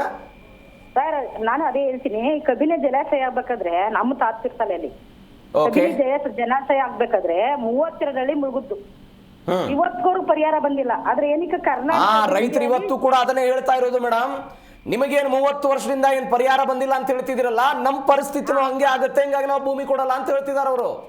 ಅವ್ರು ಆಲ್ರೆಡಿ ಕೊಡ್ತಾವ್ರಲ್ಲ, ಇವ್ರು ಅದು ಕೊಟ್ಟಿಲ್ಲ. ಕೆಲವೊಂದಿಷ್ಟು ಜನ ಮಾತ್ರ, ಬೆರಳಿಕೆ ಜನ ಮಾತ್ರ ಕೊಡೋದಕ್ಕೆ ಒಪ್ಪಿದ್ದಾರೆ, ಎಲ್ಲರೂ ಕೂಡ ಒಪ್ಪಿಲ್ಲ ಅಂತ. ಅಲ್ಲ 32 ವರ್ಷ 32 ಹಳ್ಳಿ ಮುಳುಗುದ್ದವತ್ತು. ಇವತ್ತಿಗೂ ನಮ್ ತಾತಿಯರು ಕೋರ್ಟ್ ತಿರುಗಿ ಸಾಕಾಗಿ ಬೇಡ ಹೋಗಂತ ಕೂತವ್ರೆ. ಆ ಪರಿಸ್ಥಿತಿ ನಮಗ್ ಬರಬಾರದು ಅನ್ನೋ ಈ ರೈತರ ಕಾಳಜಿ ಅಷ್ಟೇ. ಇವತ್ತು ಮಂಜುಳಾ ಅವರ ಕುಟುಂಬ ಏನ್ ಸಮಸ್ಯೆ ಅನುಭವಿಸ್ತಾ ಇದೆ, ಕಚೇರಿಗಳಿಗೆ ಅಲದಾಡಿ ಆ ಸಮಸ್ಯೆ ನಾವು ಅನುಭವಿಸಬಾರದು, ನಮ್ಮ ಮಕ್ಕಳು ಅನುಭವಿಸಬಾರದು. ನಮ್ ಭೂಮಿ ಇದೆ, ನಾವು ಕೃಷಿ ಮಾಡ್ಕೊಂಡು ನಮ್ಮ ಪಾಡಿಗೆ ನಾವ್ ಇರ್ತೀವಿ ಅಂತ ಅವ್ರು ಹೇಳ್ತಾ ಇದ್ದಾರೆ. ನೀವು ಅದನ್ನ ರಾಜಕೀಯ ಬಗ್ಗೆ ಹೇಳ್ತಾ ಇದ್ದೀರಿ. Yes sir, thank you so much Manjula ಅವರೇ, ಜಿ ಕನ್ನಡ ಜೊತೆ ಮಾತನಾಡಿದ್ದಕ್ಕೆ. ಸ್ವತಃ ಬಿಡದಿಯ ರೈತರಾಗಿರುವಂತಹ ಚೇತನ್ ರಾಮ್ ಅವರು ನಮ್ಮ ಜೊತೆ ಫೋನ್ ಸಂಪರ್ಕದಲ್ಲಿದ್ದಾರೆ. ಸಂಪರ್ಕ ಕಡಿತ ಆಗಿದೆ, ಮಾತನಾಡ್ತಾ ಇದೆ. ಕೇಳಿಸ್ಕೊಂಡ್ರಿ ಮೇಡಮ್ ಮಾತನ್ನ? ನಾನು ಅವಾಗಲೇ ಉಲ್ಲೇಖ ಮಾಡಿದ್ದೆ, ರಾಜಕಾರಣಿಗಳ ಸಪೋರ್ಟ್ ಇದೆ ನಿಮಗೆ ಸರ್. ಅದೇ ನನ್ಗೆ ಹೇಳ್ತಾ ಇರೋದು, ಏನಿದು ಇದು ಯಾಕಿದು? ನನಗೆ ಹೇಳ್ತಾ ಇರೋದು ರೈತರು ಭೂಮಿ ಈ ಸಮಸ್ಯೆ ಬಿಟ್ಬಿಟ್ಟು ಬರೀ ರಾಜಕೀಯ. ಈಗ ಅವ್ರು ಕಾಲ್ ಮಾಡಿದ್ರಲ್ಲ, ಅವ್ರು ಹೇಳ್ತಾ ಇದ್ದಾರೆ ಅವ್ರ ಸಪೋರ್ಟ್. ಯಾರು ಸರ್ ಎತ್ಲು ಕೊಡ್ತಾರೆ? ನನ್ನ ಬದುಕು ಹಾಳಾಗ್ತಿದೆ ಅಂದರೆ ನಾನು ಎತ್ಕೊಳ್ಳೋ ಶಕ್ತಿ ಇಲ್ವಾ ಸರ್ ರೈತರಿಗೆ? ಸರ್ ಡೈಲಿ ರೋಡಲ್ಲಿ ಕುತ್ಕೊಂಡು ಅನ್ನ ಸಾರು ತಿಂತಾ ಇದ್ದೀವಿ, ಯಾರೋ ಕೊಟ್ಟಿರೋ ಬಿರಿಯಾನಿ. ನಾವೇನು ಸರ್ ಇದು ಅನ್ಯಾಯ ಅಲ್ವಾ? ಬದುಕಿಗೆ ಹೊಡ್ತಾ ಅಲ್ಲ, ನನ್ನ ಬದುಕಿ ಹಾಳಾಗ್ತಿರುವಾಗ ನನ್ಗೆ ಯಾವ ರಾಜಕಾರಣಿನ ಕಟ್ಕೊಂಡು ಏನಾಗ್ಬೇಕು ಸರ್? ಈ ಜನಗಳ ಇಲ್ಲ ರಾಜಕೀಯನ ಏನಿದು? ನಮ್ ಜೀವನ ಹೆಂಗಾಗ್ಬಿಟ್ಟಿದೆ ಅಂದ್ರೆ ಯಾರಿಗೂ ಹೇಳಂಗೂ ಇಲ್ಲ, ನನ್ನ ಸಮಸ್ಯೆ ಅರ್ಥ ಮಾಡ್ಸಂಗೂ ಇಲ್ಲ. ಅಲ್ಲಿ ಬಂದು ನೋಡ್ಬಿಟ್ಟು ಮಾತಾಡಿ, ಅಲ್ಲಿ ಜನಗಳನ್ನ ಒಪ್ಪಿಗೆ ಕೇಳಿ ಅಂದ್ರೆ ಅದನ್ನೂ ಕೇಳಲ್ಲ. ಕೂತ್ಕೊಂಡು ಇಲ್ಲಿ ಹೇಳ್ತಾರೆ ಅವರು ಪಕ್ಷ ರಾಜಕೀಯ. ಅದನ್ನ ಬಿಟ್ಟು ರೈತರನ್ನ ಮಾತಾಡಕ್ ಹೇಳಿ, ಯಾರೇ ಕಾಲ್ ಮಾಡ್ಲಿ ರೈತರ ಬಗ್ಗೆ ಮಾತಾಡಕ್ ಹೇಳಿ ಅಷ್ಟೇ ಸರ್. ರಾಜಕೀಯ ಬದುಕು ಅಂತ ಬದುಕು ಹೆಂಗ್ ಮುರಾಬಟ್ಟಿ ಆಗುತ್ತೆ ಇದರಿಂದ ನಿಮ್ದು? ಸರ್ ಬದುಕು ಅಂದರೆ, ಈಗ ನನಗೆ 20 ಗುಂಟೆ ಭೂಮಿ ಇದೆ, ಅದನ್ನು ಕೊಟ್ಟಿರ್ತೀನಿ ಸರ್ಕಾರಕ್ಕೆ. ನನಗೆ 2 ಕೋಟಿನೋ ಎಷ್ಟೋ, ಅರ್ಧ ಅದರಲ್ಲೂ ಎಷ್ಟೋ 1 ಕೋಟಿ. ನನಗೆ 2 ಮಕ್ಕಳಿರುತ್ತೆ. ತಿಂಗಳಿಗೆ ನಾನು ರೇಷ್ಮೆ ಹೈನುಗಾರಿಕೆಯಿಂದ ಏನೋ 1 ಲಕ್ಷನೋ 50,000ನೋ ದುಡ್ಕೊಂಡು ಏನೋ ಮಾಡ್ಕೊಂಡಿರ್ತೀನಿ. ಈಗ ನೀವು ಕೊಡೋ 50 ಲಕ್ಷದಲ್ಲಿ ಅದರಲ್ಲಿ ಏನೇನು ಮಾಡ್ಬೋದು? ನನ್ನ ಮಕ್ಳಿಗೆ ಓದಿಸ್ಕೋಬೋದಾ? ಇದೆಲ್ಲ ಮಾಡ್ಕೋತೀನಿ, ನನ್ನ ಬದುಕು ಮಾಡಿಕೊಂಡು ಹೆಂಗೋ ನಾನು ಇರೋವರೆಗೂ ಆಗುತ್ತೆ. ನೆಕ್ಸ್ಟ್ ನನ್ನ ಮಕ್ಳಿಗೆ ಏನು ಬಿಟ್ಟು ಹೋಗ್ತೀನಿ? ಭೂಮಿ ಶಾಶ್ವತ ಸರ್, ಹಣ ತಾತ್ಕಾಲಿಕ. ಕಡೆ ಖರೀದಿ ಮಾಡ್ಬೋದು ಏನ ಸರ್? ಸರ್ ನಾನು ಹೇಳ್ತಾ ಇರೋದು, ನಂದಿಷ್ಟು ಸಮೃದ್ಧವಾದ ಜಾಗ ಬಿಟ್ಬಿಟ್ಟು ನಾನು ಎಲ್ಲೋ ಹೋಗಿ ಖರೀದಿ ಮಾಡಿ ಅಲ್ಲಿ ಹಸು ಸಾಕಿ ಜೀವನ ಮಾಡೋಕ್ಕಾಗುತ್ತಾ? ಈಗ ವಿಧಾನಸೌಧನ ತೆಗೆದ್ಬಿಟ್ಟು ರೋಡ್ ಮಾಡೋಕ್ಕಾಗುತ್ತಾ ಸರ್? ಅದಕ್ಕೆ ಅದೊಂದು ಭಾವನೆ ಇದೆ ಸರ್. ಅದನ್ನ ಬಿಟ್ಟು ನನಗೆ ಅದ್ರ ಜೊತೆ ಒಂದು ಭಾವನಾತ್ಮಕ ಸಂಬಂಧ ಇದೆ. ಅದನ್ನ ಬಿಟ್ಟು ನಾನು ಬದುಕಕ್ಕಾಗುತ್ತಾ? ಅದಕ್ಕೆ ಬದುಕು ಅಂತ್ಯ. ಆ ಭಾವನೆಗಳನ್ನ ಹಣದಿಂದ ಅಳಿಯೋಕ್ಕಾಗಲ್ಲ. ಅದಕ್ಕೋಸ್ಕರ ಇವತ್ತು ಮಾಗಡಿ ಬಾಲಕೃಷ್ಣ ಅವರು ಅದನ್ನ ಸಪೋರ್ಟ್ ಮಾಡ್ತಿದಾರಲ್ಲ, ನಿಮ್ಮ ಶಾಸಕರು ಬಿಡದಿ ಟೌನ್ಶಿಪ್ ಅನ್ನ. ಹಿಂದೆ ಅವ್ರು JDS ನಲ್ಲಿ ಇದ್ದಾಗ ಅವ್ರ ಸ್ಟ್ಯಾಂಡ್ ಏನಾಗಿತ್ತು ಸರ್? ಅವರೇ ಹೇಳ್ಬಿಟ್ಟಿದ್ದಾರೆ, ಅಕಾಡೆಮಿ ನಾಟಕ ಅಕಾಡೆಮಿಗಳ ಬಗ್ಗೆ ಅವ್ರಿಗೆ ಗೊತ್ತು, ನಮಗೆ ಗೊತ್ತಿಲ್ಲ ಸರ್. ರೈತರು ಅವರು ಯಾವ ನಾಟಕಕ್ಕೆ ಹೋದಾಗ ಯಾವ್ಯಾವ ಬಣ್ಣ ಹಾಕ್ತಾರೋ ಅದು ಅವ್ರಿಗೆ ಗೊತ್ತಲ್ವಾ, ನನಗೇನು ಗೊತ್ತು ಸರ್ ಅವ್ರ ಬಗ್ಗೆ? ಒಬ್ರು ಶಾಸಕರಾಗಿ ಅವ್ರಿಗೆ ಗೊತ್ತು ಯಾವ ಇದಕ್ಕೆ ಹೋದ್ರೆ, ಯಾವ ಪಾರ್ಟಿಗೆ ಹೋದ್ರೆ ಯಾವ ಬಣ್ಣ ಹಾಕ್ಬೋದು ಅಂತ. ನಾವೇನ್ ಮಾಡೋಣ ಸರ್? ಅದಕ್ಕೆ ನಮ್ ನ್ಯೂಸ್ ಮಾಡ್ಕೋತಿದ್ದಾರೆ ಕಲಾವಿದ್ರು. ನಾವಾಗ್ಬಿಟ್ಟಿದೀವಿ ಈಗ ಅವ್ರ ಪಾಲ್ಗೆ ಈಗ. ನಾನು ಹೇಳ್ತಾ ಇರೋದು, ಒಬ್ಬ ಜನಪ್ರತಿನಿಧಿಯಾಗಿ ಕರೆಕ್ಟ್ ಆಗಿ ಮಾತಾಡಿ. ರೈತರ ಬಗ್ಗೆ ಇಷ್ಟು ನೀವು ಉದಾಸೀನವಾಗಿ ಸರ್ ಏನಾದ್ರೂ ಮಾತಾಡಕ್ ಹೋಗಿ ವ್ಯಂಗ್ಯ, ನಾವೇನಾದ್ರೂ ಕೇಳಿ ಇನ್ನೊಬ್ರು ಹೆಸರು ಹೇಳ್ತೀರಾ. ನಾನು ಹೇಳ್ತಾ ಇರೋದು ನಮ್ಮನ್ನ ಕೇಳಿ, ನಮ್ಮ ಸಮಸ್ಯೆ ಕೇಳಿ ಅಂದ್ರೆ ಬೇರೆ ಬೇರೆ ಸಮಸ್ಯೆನೆ ವಾಸ್ತವ ಸಮಸ್ಯೆ ಕ್ರಿಯೇಟ್ ಮಾಡ್ತಾವ್ರೆ ಹೊರತು ಇರೋ ಸಮಸ್ಯೆ ಬಗೆಹರಿಸ್ತಾ ಇಲ್ಲ. ಈ ಹೋರಾಟ ಮಾಡಿದವರ ವಿರುದ್ಧ FIR ಆಯ್ತು ಮೇಡಮ್, 11 ಜನ ವಿರುದ್ಧ. ಏನಂತಿದ್ದಾರೆ ರೈತರಲ್ಲಿ? ಕುಮಾರಸ್ವಾಮಿ ಅವರು ನಿನ್ನೆ ದೆಹಲಿಯಲ್ಲಿ ಕುಳಿತುಕೊಂಡು ಒಂದು ಸುದ್ದಿಗೋಷ್ಠಿ ಮಾಡಿದ್ರು, ರೈತರ ಮೇಲೆ FIR ಮಾಡಬೇಡಿ, ನಾನು ಬರ್ತೀನಿ, ನನ್ನ ವಿರುದ್ಧ ನೀವು FIR ಹಾಕಿ ತಾಕತ್ತಿದ್ರೆ ಅಂತ. ಸರ್ ಯಾರಿಗೆ ತಾಕತ್ತೈತೋ ಇರುತ್ತೋ ಅವ್ರು ಹಾಕ್ಸ್ಕೊಳ್ಳಿ. ನಾನು ಹೇಳ್ತಾ ಇರೋದು, ಈಗ ತಪ್ಪು ಮಾಡಿದಾರ ರೈತರು, FIR ಹಾಕಿ ಅವ್ರ ಗಲ್ಲು ಶಿಕ್ಷೆ ಕೊಡಿ, ಮರಣ ದಂಡನೆ ಕೊಡಿ, ಏನಾದರೂ ಮಾಡಿ ಫಸ್ಟ್ ನಮ್ಗೆ ನ್ಯಾಯ ಕೊಡಿ. ತಪ್ಪು ಮಾಡಿರೋರ್ಗೆ ಶಿಕ್ಷೆ ಕೊಡಿ. ಹಂಗಾರೆ ನೀವೇನು ತಪ್ಪೇ ಮಾಡಿಲ್ವಾ? ನಮ್ಮ ಆಸ್ತಿ ಹಕ್ಕನ್ನು ನೀವು ಹೆಂಗ್ರಿ ಕಸ್ಕೊಂಡ್ರಿ? ಹೆಂಗ್ರಿ ನೋಟಿಫಿಕೇಶನ್ ಕೊಟ್ರಿ ನಮಗೆ? ನಮ್ಮ ಹಕ್ಕನ್ನು ಹೆಂಗ್ ಕಿತ್ಕೊಂಡ್ರಿ ನೀವು? ನಮ್ಮ ಒಪ್ಪಿಗೆ ಇಲ್ಲದೆ ನಮ್ಮ ಭೂಮಿ ನೋಟಿಫಿಕೇಶನ್ ಹೆಂಗ್ ಕೊಟ್ಟಿದ್ದೀರಾ? 80% ಒಪ್ಪಿದ್ದಾರೆ. ಎಲ್ಲಿಂದ ಒಪ್ಕೊಂಡಿದ್ದಾರೆ? ಎಲ್ಲೋ ಕೇಳಿದ್ದೀರಾ? ಬನ್ನಿ ಮನೆಗೂ ಕೇಳಿದ್ದೀರಾ? ಮತ್ತೆ ಅಲ್ಲಿ ಹೋರಾಟ ಮಾಡ್ತಿರೋರು ಯಾರು? ನಮ್ಮ ಆಸ್ತಿ ಹಕ್ಕು ನೀವೇ ಕಸ್ಕೊಂಡ್ರಿ. ನಿಮ್ಗೆ ಯಾವ ಕಾನೂನಲ್ಲಿ ಶಿಕ್ಷೆ ಕೊಡ್ಬೇಕು? ಹೌದಲ್ವಾ? ನಿಮ್ಗೆ ಶಿಕ್ಷೆ ತಗೊಳ್ಳಿ, ಆಮೇಲೆ ನಮ್ಗೆ ಕೊಡಿ. ನಾವೇನು ನಮ್ಮ ಶಿಕ್ಷೆಗೆ ಎದ್ರಲ್ಲ ಸರ್. ನಮ್ಮ ಜೀವನ, ನಮ್ಮ ಬದುಕು, ನಮ್ದು ಅಸ್ತಿತ್ವ ಹೋದ್ಮೇಲೆ ಯಾವ ಶಿಕ್ಷೆಗೂ ಎದ್ರಲ್ಲ. ನಿಮ್ಮ ಕಾನೂನು ಮೂಲಕ ಏನು ಶಿಕ್ಷೆ ಇದೆಯೋ ಕೊಡಿ, ಅದಕ್ಕೆ ನಾನು ವಿರೋಧಿಸಲ್ಲ. ಆದ್ರೆ ಅವಳು ಆ ಸ್ಥಿತಿಗೆ ಬರೋಕ್ಕೆ ಕಾರಣ ಯಾರು? ಅದ್ರ ಪ್ರಚೋದನೆ, ಅದಕ್ಕೆ ಕಾರಣ ಯಾರು? ಇಲ್ಲಿ ಮಾಗಡಿ ಶಾಸಕ ಬಾಲಕೃಷ್ಣ, ಕರ್ನಾಟಕ ಸರ್ಕಾರ ಕಾರಣ. ಅವರಿಂದನೇ ಇವತ್ತು ರೈತ ಈ ಸ್ಥಿತಿಗೆ ಬಂದಿರೋದು. ತಪ್ಪಾಗಿದೆ ಅಂದ್ರೆ ಅದೇ ತಪ್ಪು ಮೇಲೆ ನಮ್ಮನ್ನ ಸುಟ್ಟು ಸಾಯಿಸ್ತಿದ್ದೀರಲ್ಲ, ಬೇಡ ಒಂದೇ ಸತಿ ವಿಷ ಕೊಟ್ಬಿಡಿ, ಬರ್ತೀವಿ. ಓಕೆ ಮೇಡಮ್, ಬರ್ತೇನೆ. ಎಸ್, ನೀವು ಆಕ್ರೋಶವನ್ನು ಕೇಳಿಸ್ಕೊಳ್ತಾ ಇದ್ದೀರಿ. ಸರ್ಕಾರ ಒಂದು ಕಡೆ ಹೇಳ್ತಾ ಇದೆ, ಕೆಲವೊಂದಿಷ್ಟು ಜನ ಎಲ್ಲ ಒಪ್ಪಿಗೆ ಕೊಟ್ಟಿದ್ದಾರೆ, ನಾವು ಒತ್ತಡವನ್ನು ಹೇರಿ ಭೂಮಿಯನ್ನು ತೆಗೆದುಕೊಳ್ಳಲ್ಲ ಅಂತ ಸರ್ಕಾರ ಹೇಳ್ತಾ ಇದೆ. ಇದರಿಂದ ಆಗಬಹುದಾದಂಥ ಮತ್ತಷ್ಟು ಸಮಸ್ಯೆ ಮಾತನಾಡ್ತಾ ಇದ್ದೀವಿ. ಬಿಡದಿ ರೈತರ ಹೋರಾಟ ಮತ್ತು ಆಕ್ರೋಶದ ಬಗ್ಗೆ, ಅದರ ಜೊತೆಗೆ ಸರ್ಕಾರದ ನಿಲುವು ಬಗ್ಗೆನೂ ಕೂಡ ನಾವು ಚರ್ಚೆ ಮಾಡ್ತಾ ಇದ್ದೀವಿ. ಕಾಲರ್ ಇದ್ದಾರೆ ಪಾರ್ಥಸಾರಥಿ ಅಂತ ಬಿಡದಿಂದ. ನಮಸ್ಕಾರ ಪಾರ್ಥಸಾರಥಿ ಅವರೇ. ಸರ್ ನಮಸ್ತೆ ಸರ್. ನಮಸ್ತೆ. ನಿಮ್ದೆಷ್ಟು ಜಮೀನಿದೆ ಸರ್ ಅಲ್ಲಿ? ಸರ್ ನಮ್ದು ಜಮೀನಿದೆ ಸರ್, ನಾವು ಬೆಂಗಳೂರಲ್ಲಿ ಇರೋದು. ಓಕೆ, ನೀವು ಬಿಡದಿಯವರಾ? ಈ ಟೌನ್ಶಿಪ್, ಹೌದು ಸರ್, ಬಿಡದಿಯವರೇ. ನಾವು ಈ ಟೌನ್ಶಿಪ್ ನ ವಿರೋಧಿಸಿ ಸರ್. ಯಾಕೆ ಅಂದ್ರೆ ಅಲ್ಲಿ ಪರಿಸರ ನೋಡ್ಬಿಟ್ರೆ, ನೀವು ಮಾಧ್ಯಮದಲ್ಲಿ ಎಲ್ಲಾ ಕಡೆ ನೋಡಿದೀರಾ, ಅಲ್ಲಿ ತೆಂಗು, ಬಾಳೆ, ಹಸು ಇಟ್ಕೊಂಡಿದ್ದಾರೆ, ಎಲ್ಲಾನು ಇದ್ ಮಾಡ್ತಿದ್ದಾರೆ. ಅದನ್ನೆಲ್ಲ ಇವರು ನಾಶ ಮಾಡ್ತಿದ್ದಾರೆ ಸರ್. ಇದು ಒಂದೇ ಹೇಳ್ಬೇಕು ಅಂದ್ರೆ ಪಕ್ಕಾ ರಿಯಲ್ ಎಸ್ಟೇಟ್ ಸರ್. ಹೆಂಗೆ? ಎರಡು ಮಾತಿಲ್ಲ. ಹೆಂಗ್ ರಿಯಲ್ ಎಸ್ಟೇಟ್ ಆಗುತ್ತೆ ಇದು? ಶಿವಕುಮಾರ್ ಅವರು CM ಆಗಿ ಜೂನ್ 3ನೇ ತಾರೀಕು ಆಗಿದ್ದು, 10 ದಿವಸಕ್ಕೆ ಇದ್ರ ಬಗ್ಗೆ ಅಧಿಸೂಚನೆ ಹೊರಡ್ತಾರೆ. ಅದಾಗಿ ಇನ್ನ 10 ದಿವಸಕ್ಕೆ ರೈತರಿಗೆ ಚೆಕ್ ಕೊಡ್ತಾರೆ. ಇವ್ರ ಇಂಟೆನ್ಷನ್ ಏನು? ಬಿಡದಿಗೆ ಮಾತ್ರ ಇವ್ರು CM, ಈ ಟೌನ್ಶಿಪ್ ಮಾತ್ರನಾ?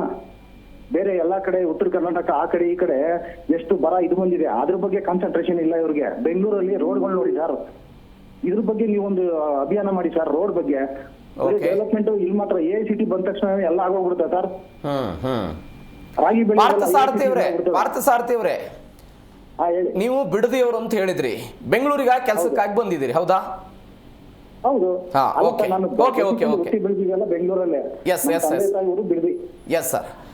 ಓಕೆ, ನಿಮ್ಮ ಮೂಲತಃ ಬಿಡದಿಯವರು, ನೀವು ಬೆಂಗಳೂರಲ್ಲಿ ಬಂದು ಸೆಟಲ್ಡ್ ಆಗಿದ್ದೀರಿ. ಕೇಳಿಸ್ಕೊಳ್ಳಿ ಪ್ಲೀಸ್ ಕೇಳಿಸ್ಕೊಳ್ಳಿ.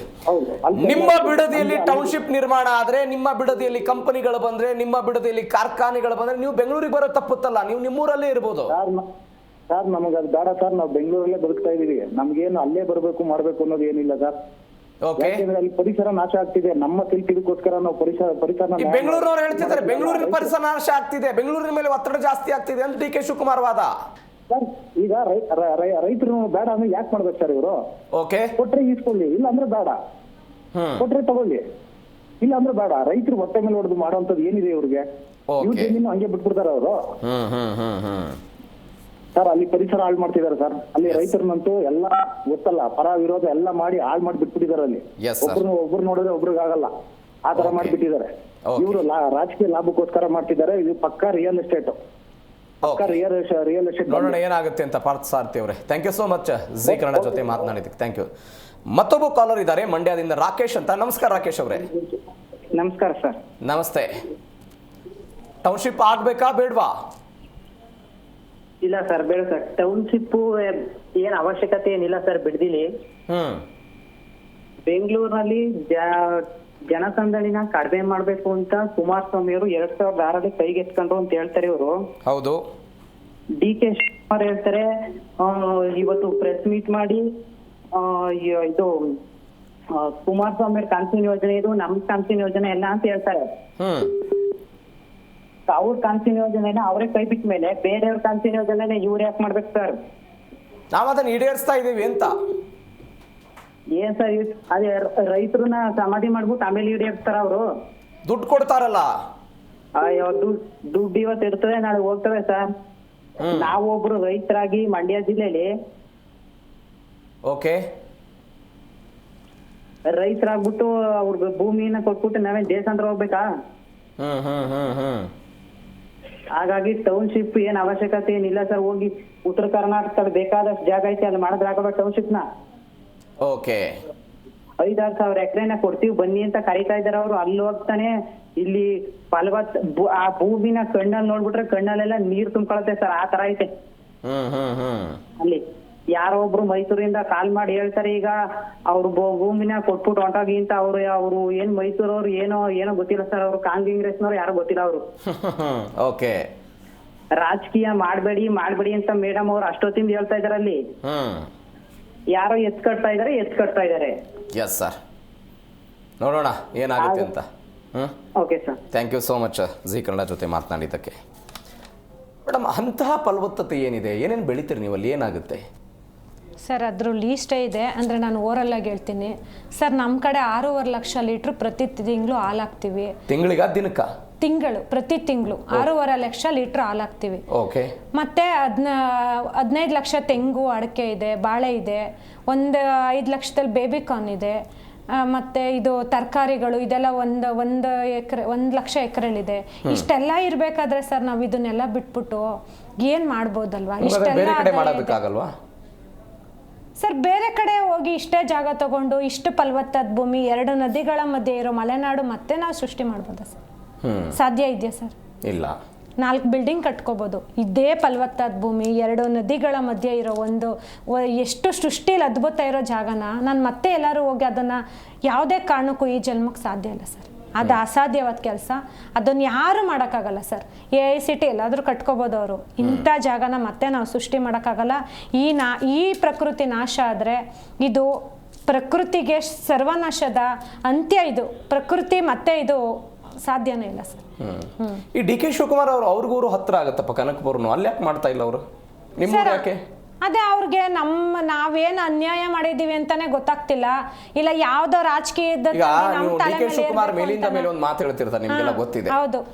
ಈ ಕನಕಪುರ ರಾಮನಗರದ ರೈತರು ಯಾವ ಕಾರಣಕ್ಕೂ ನಿಮ್ಮ ಭೂಮಿಯನ್ನ ಈಗ ಮಾರಬೇಡಿ, ಮುಂದೊಂದು ದಿನ ನಿಮ್ಮ ಭೂಮಿಗೆ ದೊಡ್ಡ ಮಟ್ಟದ ಬೆಲೆ ಬರುತ್ತೆ, ಬೆಲೆ ಬಂದಾಗ ಮಾರಾಟ ಮಾಡಿ ಅಂತ DK ಶಿವಕುಮಾರ್ ಹೇಳುವಂತ ಮಾತಿದೆ. ಹೌದು, ಅವ್ರು ಹೇಳ್ತಿದ್ದಾರೆ ಅಲ್ಲಿ ರೈತರುಗಳನ್ನ ರೈತರಾಗೆ ಇರಿ ಅಂತಿದ್ದಾರೆ. ಅವ್ರಿಗೆ ನಾವಂತೂ ಅನ್ಯಾಯ ಮಾಡಿಲ್ಲ. ಅವ್ರು ಯಾಕೆ ನಮ್ಗೆ ಅನ್ಯಾಯ ಮಾಡ್ತಿದ್ದಾರೋ ಗೊತ್ತಿಲ್ಲ. ನಾನು ಈಗ ಅವ್ರಿಗೆ ಅದೇ ಹೇಳೋದು ಸರ್, ನೀವೇನ್ ನಮ್ಮ ಶತ್ರುಗಳಲ್ಲ ಸರ್. ನೀವೊಬ್ಬರು ಮುಖ್ಯಮಂತ್ರಿ ಇದ್ದೀರಾ, ನಮ್ಮ ಜಿಲ್ಲೆಯವ್ರು ಇದ್ದೀರಾ.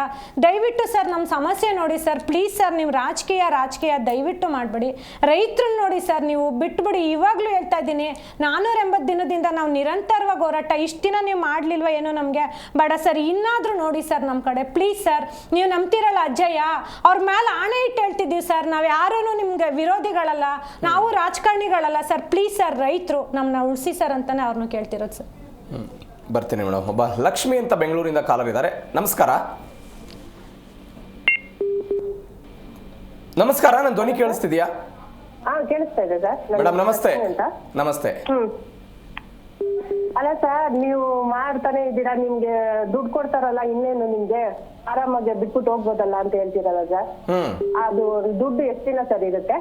ಓಕೆ, ದುಡ್ಡು ಎಷ್ಟು ದಿನ ಇರುತ್ತೆ? ಅದೇ ಅವ್ರ ಜಮೀನು ತಲಾಂತರಕ್ಕೂ ಅವರು ಮರಿ ಮಕ್ಳು ಮೊಮ್ಮಕ್ಳು ಆ ತರ ಎಲ್ಲ ಇರುತ್ತೆ, ದುಡ್ಡು ಇರುತ್ತೆ ಸರ್?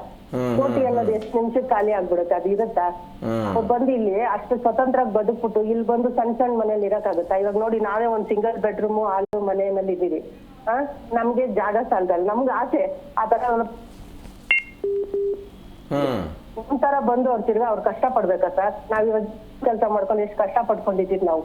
ಸರಿಗೆ ಮಕ್ಕಳನ್ನ ಓದ್ಸೋಕು ಆಗಲ್ಲ, ಅಷ್ಟೆಲ್ಲ ಕಷ್ಟದಲ್ಲಿ ನಾವಿದ್ದೀವಿ. ಮನೆಯಲ್ಲಿ ಇರೋರೆಲ್ಲ ದುಡಿದ್ರು ಸಾಲಲ್ಲ. ಅಂತ ಜಮಾನದಲ್ಲಿ ನೀವು ಅವ್ರನ್ನ ಬಂದು ಕೊಟ್ಬಿಟ್ಟು ಆರಾಮಾಗಿ ಹೋಗಿ ನೀವ್ ಇರ್ಬೋದಲ್ಲ, ಮನೆ ಕಟ್ಕೊಂಡು ಇರ್ಬೋದು ಅಂತ ಹೇಳ್ತೀರಲ್ಲ. ಆ ಜಮೀನ್ ತಿರ್ಗಾ ಅವ್ರಿಗೆ ಸಿಕ್ಕುತ್ತೆ. ನೀವ್ ಹೇಳ್ತಾ ಇರೋದು ದುಡ್ಡು ಸ್ವಲ್ಪ ದಿನ ಇರುತ್ತೆ, ಭೂಮಿ ಆದ್ರೆ ಶಾಶ್ವತ ಇರುತ್ತೆ ಅಂತ. ಶಾಶ್ವತ ಆಗಿರುತ್ತೆ ಸರ್. ಇವಾಗ ಎಲ್ಲ ಇಂಪ್ರೂವ್ಮೆಂಟೇ ಮಾಡ್ಕೊಂಡು ಹೋಯ್ತಾ ಇದ್ರೆ ನಾಳೆ ಊಟ ತಿನ್ನೋದು ಏನ್ ಸರ್ ತಿನ್ನೋದು? ನಾವೆಲ್ಲ ಏನ್ ಸರ್ ಊಟ ಮಾಡೋದು ಆಮೇಲೆ?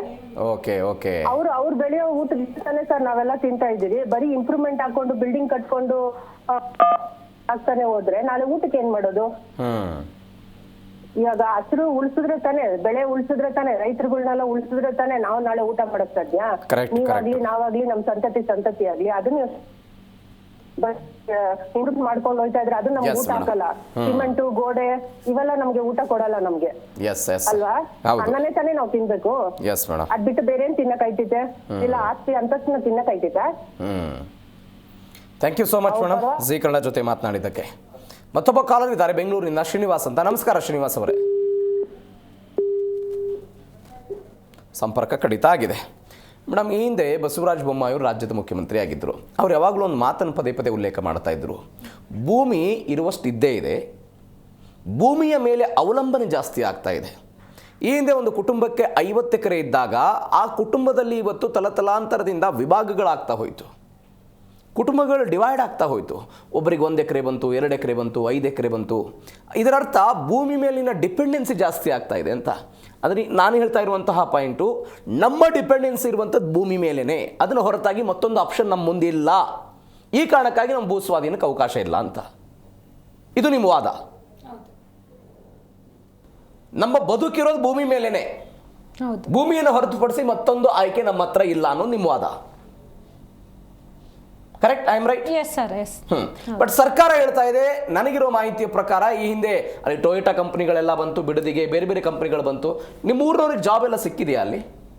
ಸರ್, ಈಗ ಒಂದು ನಮ್ಮ ಕಡೆ ಒಂದು ಬೆರಳೆಣಿಕೆಯಲ್ಲಿ ಒಂದು 4ರಿಂದ 5 ಜನ ಆ ಥರದವ್ರಿಗೆ ಸಿಕ್ಕಿದ್ರೆ ಮೇನ್ ಜಾಬ್ಗಳು ಸಿಕ್ಕಿರ್ಬೋದು. ಇನ್ನು ಮಿಕ್ಕವರೆಲ್ಲ ಅಲ್ಲಿ ಸೆಕ್ಯೂರಿಟಿಗಳು, ವಾಚ್ಮೆನ್ಸು, ಹೋಮ್ ಗಾರ್ಡ್ಸು ಈ ಥರದ್ದು ಹೋಗ್ತಿದ್ದಾರೆ. ಯಾರಿಗೂ ಏನು ಓದಿರೋರಿಗೆಲ್ಲ ಏನು ಅಲ್ಲೇನು ಕೆಲಸ ಸಿಕ್ಕಿಲ್ಲ ಸರ್.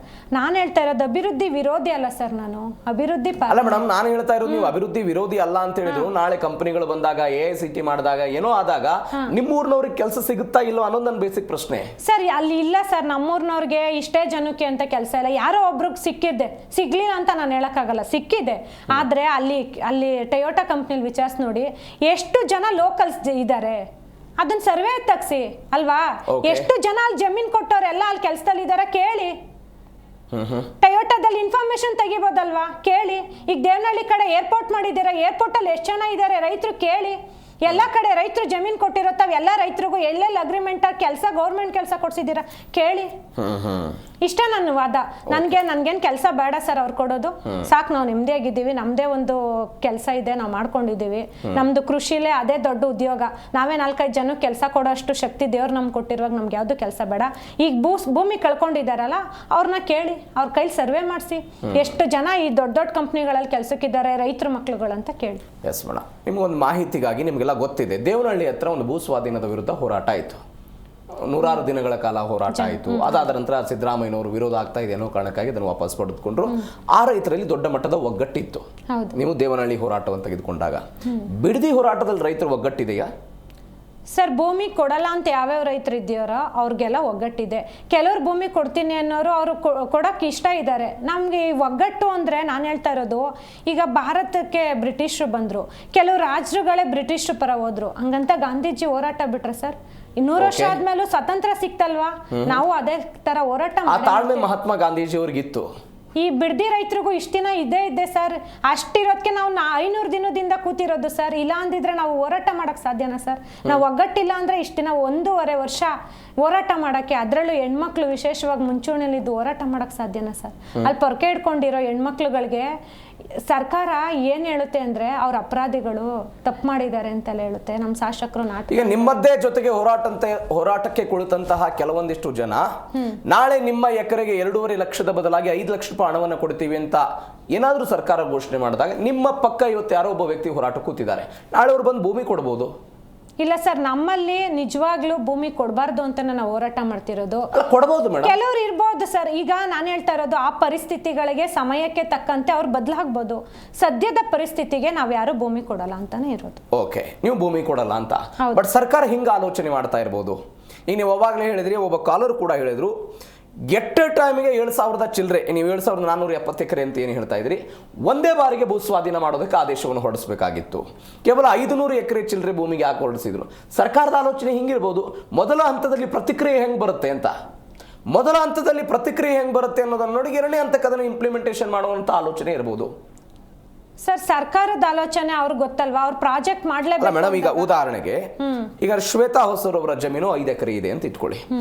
ಅದ ಜಮೀನಿನ ಪಕ್ಕ ನನ್ನದ್ದು ಒಂದು 2 ಎಕರೆ ಭೂಮಿ ಇದೆ. ಇವತ್ತು ನೀವು ಭೂಮಿಯನ್ನು ಕೊಡೋದಕ್ಕೆ ಒಪ್ಪಿದ್ರಿ ಅಂತ ಇಟ್ಕೊಳ್ಳಿ. ಬೇರೆ ಯಾವುದೋ ಕಾರಣಕ್ಕೆ ನಿಮ್ ಸಾಲ ಇದೆ, ನಿಮ್ದೇನೋ ವೈಯಕ್ತಿಕ ಸಮಸ್ಯೆ ಇದೆ, ನಿಮ್ಗೇನೋ ನದಿಯ ಕಲುಷಿತ ನೀರು ಬರ್ತಾ ಇದೆ, ಇತ್ಯಾದಿ ಇತ್ಯಾದಿ ಸಮಸ್ಯೆ, ನೀವು 5 ಎಕರೆ ಭೂಮಿ ಕೊಡ್ತಾ ಇದ್ರಿ. ಪಕ್ಕದಲ್ಲಿರುವಂತ ನಾನು ಸುಮ್ಮನೆ ಇರ್ತೇನೆ, ಆವಾಗ ನಾನು ಕೊಡೋದಕ್ಕೆ ಮುಂದಾಗ್ಬೋದು. ಹೀಗೆ ಒಬ್ಬೊಬ್ಬರೇ ಇರಬಹುದಾದಂಥ ಚಿಕ್ಕ ತರನಾದಂಥ ಭೂಮಿಯನ್ನು ಕೊಡ್ತಾ ಹೋಗೋದಾದ್ರೆ ಇದರ ವ್ಯಾಪ್ತಿ ದೊಡ್ಡದಾಗಿ ಹೋಗುತ್ತಲ್ಲ ಅಂತ ನನ್ನ ವಾದ ಇರೋದು. ಹೌದು, ಅವ್ರು ಮಾಡ್ತಿರೋದೇ ಅದೇ ಒಡೆದು ಆಳುವ ನೀತಿ. ಅವ್ರು ಮಾಡ್ತಿರೋದೇ ಇದೆ. ಒಡೆದು ಆಳು, ನೀವು ಬ್ರಿಟಿಷರನ್ನ ಅವಾಗಲೇ ತೆಗೆದುಕೊಂಡು ಬಂದ್ರಲ್ಲ, ಈ ಒಡೆದು ಆಳುವ ನೀತಿಯ ವಿರುದ್ಧ ಭಾರತೀಯರು ಹೋರಾಟ ಮಾಡಿದ್ರು. ಹೌದು, ಈ ಒಡೆದು ಆಳುವ ನೀತಿಯ ವಿರುದ್ಧ ನಿಮ್ಮ ಹೋರಾಟ ಹೆಂಗೆ ಸರ್? ಹಿಂಗೆ ಇರುತ್ತೆ ಹೋರಾಟ ಯಾವುದೇ ರೀತಿ ಬದಲಾವಣೆ ಇಲ್ಲ. ಉಗ್ರ ರೂಪಕ್ಕೆ ತಾಳ್ಬೇಕು ಅಷ್ಟೇ, ಇನ್ನೇನು ಇಲ್ಲ. ಹೋರಾಟ ಮಾಡೇ ಮಾಡ್ತೀವಿ. ಕಾನೂನಾತ್ಮಕವಾಗಿ ಏನು ಫೈಟ್ ಇಲ್ವಾ ಸರ್? ರೈತರುಗಳು, ಸಾಮಾನ್ಯ ರೈತರು ಕಾನೂನಾತ್ಮಕವಾಗಿ ಫೈಟ್ ಮಾಡೋದು ಸ್ವಲ್ಪ ಕಷ್ಟ ಇದೆ. ಆದ್ರೂ ನಮ್ಮ ಭೂಮಿ ಉಳಿಸ್ಕೋಬೇಕು ಅಂದ್ರೆ ಏನಾದ್ರೂ ಮಾಡಿ ನಾವು ಹೋರಾಟ ಮಾಡೇ ಮಾಡ್ತೀವಿ ಸರ್. ಕೋರ್ಟಿಗೆ ಹೋಗುವಂತ ಆಲೋಚನೆ, ಅದಕ್ಕೆ ಸ್ಟೇ ತೆಗೆದುಕೊಂಡು ಬರೋದು, ಸರ್ಕಾರದ ವಿರುದ್ಧ ಸರ್ ಎಲ್ಲಾನು ಆಲೋಚನೆ ನಡೀತಿದೆ ಸರ್. ಅದಕ್ಕೆ ನಾನು ಹೇಳ್ತಾ ಇಲ್ವಾ, ನಮ್ಗೆ ಹಣಕಾಸಿನ ಸಮಸ್ಯೆ ಆಗ್ಬೋದು, ಏನಾದ್ರೂ ಒಂದ್ ಇರುತ್ತಲ್ವಾ. ಈಗ ಒಬ್ಬ ಸಾಮಾನ್ಯ ರೈತ ತಿಂಗ್ಳಿಗೆ ಏನೋ ದುಡ್ಕೊಂಡು ಅವ್ನ ಪಾಡ್ಗವ್ನ ಇದ್ದಾಗ ಕೋರ್ಟ್ಗೆ ಹೋಗು, ಕೇಸ್ ಹಾಕು, ಅವೆಲ್ಲ ಅಂದ್ರೆ ಅವ್ನ್ ಕಷ್ಟ ಆಗಲ್ವಾ? ಅದರಲ್ಲೂ ಸರ್ಕಾರದ ವಿರುದ್ಧ ಇಷ್ಟೆಲ್ಲ ಬುದ್ಧಿವಂತರು ಸರ್ಕಾರ ವಿರುದ್ಧ ಒಬ್ಬ ಸಾಮಾನ್ಯದ ರೈತ ಕೇಸ್ ಆಡಿ ಜಯಿಸಿರೋದೆಲ್ಲಾದ್ರೂ ಉಂಟಾ? ಆದ್ರೂ ನಾವು ಬಿಡಲ್ಲ ಸರ್. ನಾವ್ ಯಾವ್ದೇ ಕಾರಣಕ್ಕೂ ನಿಮ್ಮಲ್ಲಿ ನಿಮ್ಮದೇ ಆದಂತ ರೈತ ಸಂಘಗಳಿದೆ ಮೇಡಮ್? ಹೌದು ಸರ್. ಅದಕ್ಕೆ ಅದ್ರ ಬೆಂಬಲಗಳಿಂದಲೇ ನಾವು ಹೋರಾಟ ಮಾಡ್ತಿರೋದು. ನಮ್ಮದೇ ಆದ ರೈತ ಸಂಘ, ಇಡೀ ರಾಜ್ಯದ ರೈತರು ನಮ್ಮ ಜೊತೆಗಿದ್ದಾರೆ. ರೈತ ಸಂಘಟನೆ, ಬರೀ ರೈತ ಸಂಘಟನೆ ಅಲ್ಲ, ಕಾರ್ಮಿಕರಿದ್ದಾರೆ, ದಲಿತ ಸಂಘಟನೆಗಳಿದ್ದಾವೆ, ಎಲ್ಲರೂ ನಮ್ಮ ಹೋರಾಟಕ್ಕಿದ್ದಾರೆ. ಕನ್ನಡ ಸಂಘಟನೆಗಳಿದ್ದಾವೆ, ಎಲ್ಲರೂ ಇದ್ದಾರೆ ಸರ್ ನಮ್ಮ ಜೊತೆಗೆ. ಈಗ ಒಂದು ಗಂಟೆ ಮೊದಲು ಡಿ ಕೆ ಶಿವಕುಮಾರ್ ಒಂದು ಪ್ರೆಸ್ ಮೀಟ್ ಮಾಡಿದ್ರು ಮೇಡಮ್, ಕೇಳಿಸ್ಕೊಂಡ್ರೆ ನೀವು ಅದನ್ನ? ಸರ್ ಕೇಳಿಸ್ಕೊಂಡೆ. ಓಕೆ, ಏನ್ ಹೇಳಿದ್ರು ಡಿ ಕೆ ಶಿವಕುಮಾರ್? ಕೊನೆಯದಾಗಿ ಹೇಳ್ತಾರ ಅವರು, ನಮ್ಮದು ಒತ್ತಾಯ ಇಲ್ಲ, ಯಾರು ಭೂಮಿ ಕೊಡೋದಕ್ಕೆ ಒಪ್ತಾರೋ ಅವ್ರ ಭೂಮಿಯನ್ನು ನಾವು ತೆಗೆದುಕೊಳ್ತೀವಿ, ಒತ್ತಾಯ ಮಾಡಿ ಫೋರ್ಸೇಬಲ್ ಯಾವುದೇ ಲ್ಯಾಂಡ್ ಅನ್ನು ಅಕ್ವಿಸೇಷನ್ ಮಾಡಲ್ಲ ಅಂತ ಡಿ ಕೆ ಶಿವಕುಮಾರ್ ಅವರು ಹೇಳ್ತಾರೆ. ಸರ್ ಅವ್ರು ಹೇಳಿದ್ದು ಒಳ್ಳೇದೇ.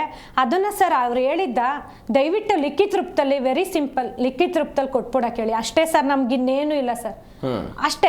ಲಿಖಿತ ರೂಪದಲ್ಲಿ DC ಅವ್ರ ಕಡೆಯಿಂದ ಮುಖ್ಯಮಂತ್ರಿಗಳು ಕಳಿಸ್ಬಿಟ್ರೆ ನಮ್ಗೆಲ್ಲ ನಾಳೆಯಿಂದಾನೇ. ಒತ್ತಾಯ ಮಾಡ್ತಿದಾರ ಅಲ್ಲಿ ಅಧಿಕಾರಿಗಳು, ಭೂಮಿ ಕೊಡಿ ಅಂತ ಏನಾದ್ರು? ಸರ್ ಒತ್ತಾಯ ಅಂದ್ರೆ ಈಗ ನನ್ನ ಮನೆಗೆ ನೋಟಿಫಿಕೇಶನ್ ಬತ್ತು ಅಂದ್ರೆ ಅದು ಒತ್ತಾಯನ ಅಲ್ವಾ ಸರ್? ನಾನು ಆಕ್ಷೇಪಣೆ ಕೊಟ್ಟಿರ್ತೀನಿ ನಾನು ಭೂಮಿ ಕೊಡಲ್ಲ ಅಂದಾಗ, ನನ್ಗೆ ಫೈನಲ್ ನೋಟಿಫಿಕೇಶನ್ ಬತ್ತು ಅಂದ್ರೆ ಒತ್ತಾಯನ ಅಲ್ವಾ ಅದು? ಓಕೆ, ಈಗ ನಾನು ಆಕ್ಷೇಪಣೆ ಕೊಟ್ಟೆ ಅಂದ್ರೆ ಅದಕ್ಕೆ ಏನಾದ್ರೂ ನೀನ್ ಸೊಲ್ಯೂಷನ್ ಕೊಡ್ಬೇಕಲ್ವಾ ನೀವು? ಏನು ಕೊಡದೆ ನನಗೆ 6 ಮಂತ್ ನೋಟಿಫಿಕೇಶನ್ ವಿರುದ್ಧ ನೀವು ಫೈಟ್ ಮಾಡಿದ್ರಾ? ಹೋಗಿ ಆಕ್ಷೇಪಣೆ ಎಲ್ಲ ಸಲ್ಲಿಕೆ ಮಾಡಿದ್ರಾ? ಸರ್ ನಾನು ಪ್ರಿಲಿಮಿನರಿ ನೋಟಿಫಿಕೇಶನ್ ಇಂದನೂ ಆಕ್ಷೇಪಣೆ ಕೊಡ್ತಾನೆ ಇದ್ದೀನಿ. ನನಗೆ ಯಾವುದೇ ರೀತಿ ಅವ್ರ ಪ್ರತಿಕ್ರಿಯೆಗಳು ನಮ್ಮನ್ನೇನು ಅವರು ಕೇಳಲ್ಲ.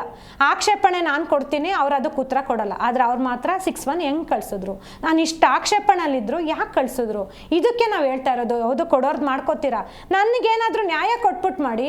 ಅದನ್ನ ಲಿಖಿತ ರೂಪದಲ್ಲಿ ಸರ್ ಹೇಳಿದ್ರು ಮುಖ್ಯಮಂತ್ರಿಗಳು, ತುಂಬಾ ಒಳ್ಳೇದಾಯ್ತು ಅವ್ರು ಹೇಳಿದ್ದು, ಬಲವಂತ ಮಾಡಲ್ಲ ಸರ್. ಇದು ನೀವು ಲಿಖಿತ ರೂಪದಲ್ಲಿ ಕೊಟ್ಬಿಟ್ಟು ಹೇಳ್ತಾ ಇರೋದು, ನಿಮ್ಮ ಭೂಮಿಗೆ ನೀವು ಈಗ ಆಲ್ರೆಡಿ ಆಕ್ಷೇಪಣೆಯನ್ನು ಸಲ್ಲಿಕೆ ಮಾಡಿದಾಗ ನೋಟಿಫಿಕೇಶನ್ಗಳು ಬಂದಿದೆ. ಈಗ 6-1 ನಮ್ದು ಸ್ವಂತ ಲ್ಯಾಂಡ್ಗೂ ಬಂದಿದೆ. ಅದಕ್ಕೆ ನಾನು ಹೇಳ್ತಾ ಇರೋದು ಸರ್, ನಾವು ಯಾರು ಆಕ್ಷೇಪಣೆ ಕೊಟ್ಟಿದ್ದೀವೋ ನಿಮ್ ಲೆಕ್ಕ ಎಷ್ಟಿದೆಯೋ, ನಾವು 3,000 ಜನ ಆಕ್ಷೇಪಣೆ ಕೊಟ್ಟಿದ್ದೀವಿ, ಅವ್ರಿಗೆಲ್ಲ ನೀವು ಈ ಲಿಖಿತ ರೂಪದಲ್ಲಿ ಕೊಟ್ಬಿಡಿ ಸರ್. ಇಷ್ಟ್ಬಿಟ್ರೆ ಇನ್ನೇನು ಇಲ್ಲ ಸರ್, ನಮ್ಗೆ ರಾಜಕೀಯ ಬೇಡ. ನಾಳೆಯಿಂದಾನೇ ನಾವು ಹೋರಾಟ ಸ್ಟಾಪ್ ಮಾಡ್ತೀವಿ. ನಮ್ಗೆ ಲಿಖಿತ ರೂಪದಲ್ಲಿ ನಿಮ್ಮ ಆಸ್ತಿಗಳಿಗೆ ಯಾವುದೇ ರೀತಿ ತೊಂದರೆ ಕೊಡಲ್ಲ, ಯಾರು ಕೊಡ್ತಾರೋ ಅವ್ರು ಮಾಡ್ಕೋತೀವಿ ಅಂತ ಇವ್ರು ಹೇಳ್ತಿರೋದನ್ನ ಲಿಖಿತ ರೂಪದಲ್ಲಿ ನಮಗೆ ಆದೇಶ ಕೊಟ್ಬಿಡ್ಲಿ ಇಷ್ಟೇ.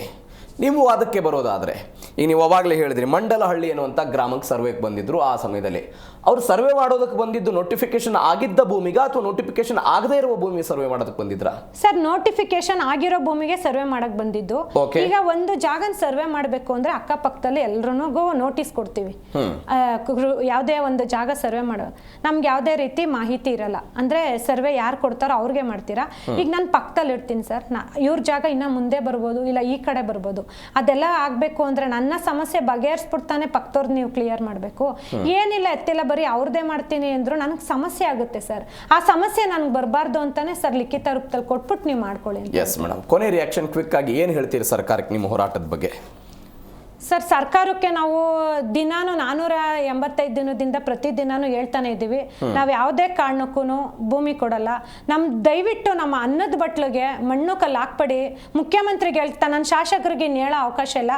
ನಾವು ಶಾಸಕರನ್ನ ಇದುವರೆಗೂ ಕೇಳಿ ಸಾಕಾಗಿದೆ. ಇಂಥ ಶಾಸಕ ನಮ್ಮ ಕರ್ನಾಟಕದ 222 ಕ್ಷೇತ್ರ ಇದೆಯಲ್ವಾ ಸರ್, 224 ಕ್ಷೇತ್ರದಲ್ಲಿ ಯಾವ ಶಾಸಕರು ಈ ರೀತಿ ರೈತ ವಿರೋಧಿಗಳು ದಯವಿಟ್ಟು ಯಾರು ಶಾಸಕರಾಗಬೇಡ್ರಿ. ನಾವು ಹೇಳ್ತಾ ಇರೋದೊಂದೇ, ನಾವು ಹಾಕಿರೋ ಒಂದು ಓಟಿಂದ ಇವತ್ತು ನಾವು ಇಷ್ಟು ಕಣ್ಣೀರು ಸುಸ್ತಾ ಇದ್ದೀವಿ. ಇಷ್ಟು ಹೆಣ್ಮಕ್ಳು ಶಾಪ ಎಲ್ಲ ನಮ್ಮ ಶಾಸಕರಿಗೆ ತಟ್ಲಿ. ನಾವು ಅನುಭವಿಸ್ತಿರೋ ನೋವು ದುಃಖ ಇದಕ್ಕೆಲ್ಲ ಜವಾಬ್ದಾರಿ ಶಾಸಕರೇ. ನಾನು ಮುಖ್ಯಮಂತ್ರಿಗಳಿಗೆ ಹೇಳ್ತಾ ಇದ್ದೀನಿ, ಸರ್ ನೀವು ರಾಜಕೀಯ ದಯವಿಟ್ಟು ಮಾಡಬೇಡಿ. ನೀವು ನಂಬಿದ್ದೀರ ಅಜ್ಜಯ್ಯ, ನಾವು ನಂಬಿದ್ದೀವಿ, ಅವ್ರ ಮೇಲೆ ಪ್ರಮಾಣ ಮಾಡಿ ಹೇಳ್ತೀವಿ. ದಯವಿಟ್ಟು ನಾವು ಯಾರು ಭೂಮಿ ಕೊಡಲ್ಲ. ದಯವಿಟ್ಟು ನಮ್ಮನ್ನ ನೆಮ್ಮದಿಯಾಗಿರಕ್ಕೆ ಬಿಟ್ಬಿಡಿ ಅಷ್ಟೇ sir. Yes madam, thank you so much. ನಿಮ್ಮ ಹೋರಾಟಕ್ಕೆ ಜಯ ಸಿಗಲಿ. ಇಷ್ಟ ಚರ್ಚೆಯಲ್ಲಿ ಭಾಗವಹಿಸಿದ್ದಕ್ಕೆ thank you so much. Yes ವೀಕ್ಷಕರೇ, ನೀವೆಲ್ಲ ಕೇಳಿಸ್ಕೊಂಡ್ರಿ. ಶಾಸಕರ ವಿರುದ್ಧ, ಸರ್ಕಾರದ ವಿರುದ್ಧ ಅವರ ಆಕ್ರೋಶದ ಮಾತುಗಳನ್ನು ನೋಡ್ತಾ ಇದ್ರಿ, ಅವರ ಕಣ್ಣುಗಳನ್ನು ನೀವು ಕೂಡ ನೋಡ್ತಾ ಇದ್ರಿ. ನೋಡೋಣ ಈ ಫೈಟ್ ಎಲ್ಲಿಗೆ ಬಂದು ನಿಲ್ಲುತ್ತೆ, ಸರ್ಕಾರ ಹೆಂಗ್ ಸ್ಪಂದನೆ ಮಾಡುತ್ತೆ ಅಂತ. ಇದರೊಂದಿಗೆ ಇವತ್ತಿನ ಮೆಗಾ ಸುದ್ದಿ ಮುಗಿಸ್ತಾ ಇದ್ದೀನಿ. ನೋಡ್ತಾ ಇರಿ ಜೀ ಕನ್ನಡ ನ್ಯೂಸ್, ಸತ್ಯವೇ ಸುದ್ದಿಯ ಜೀವಾಳ.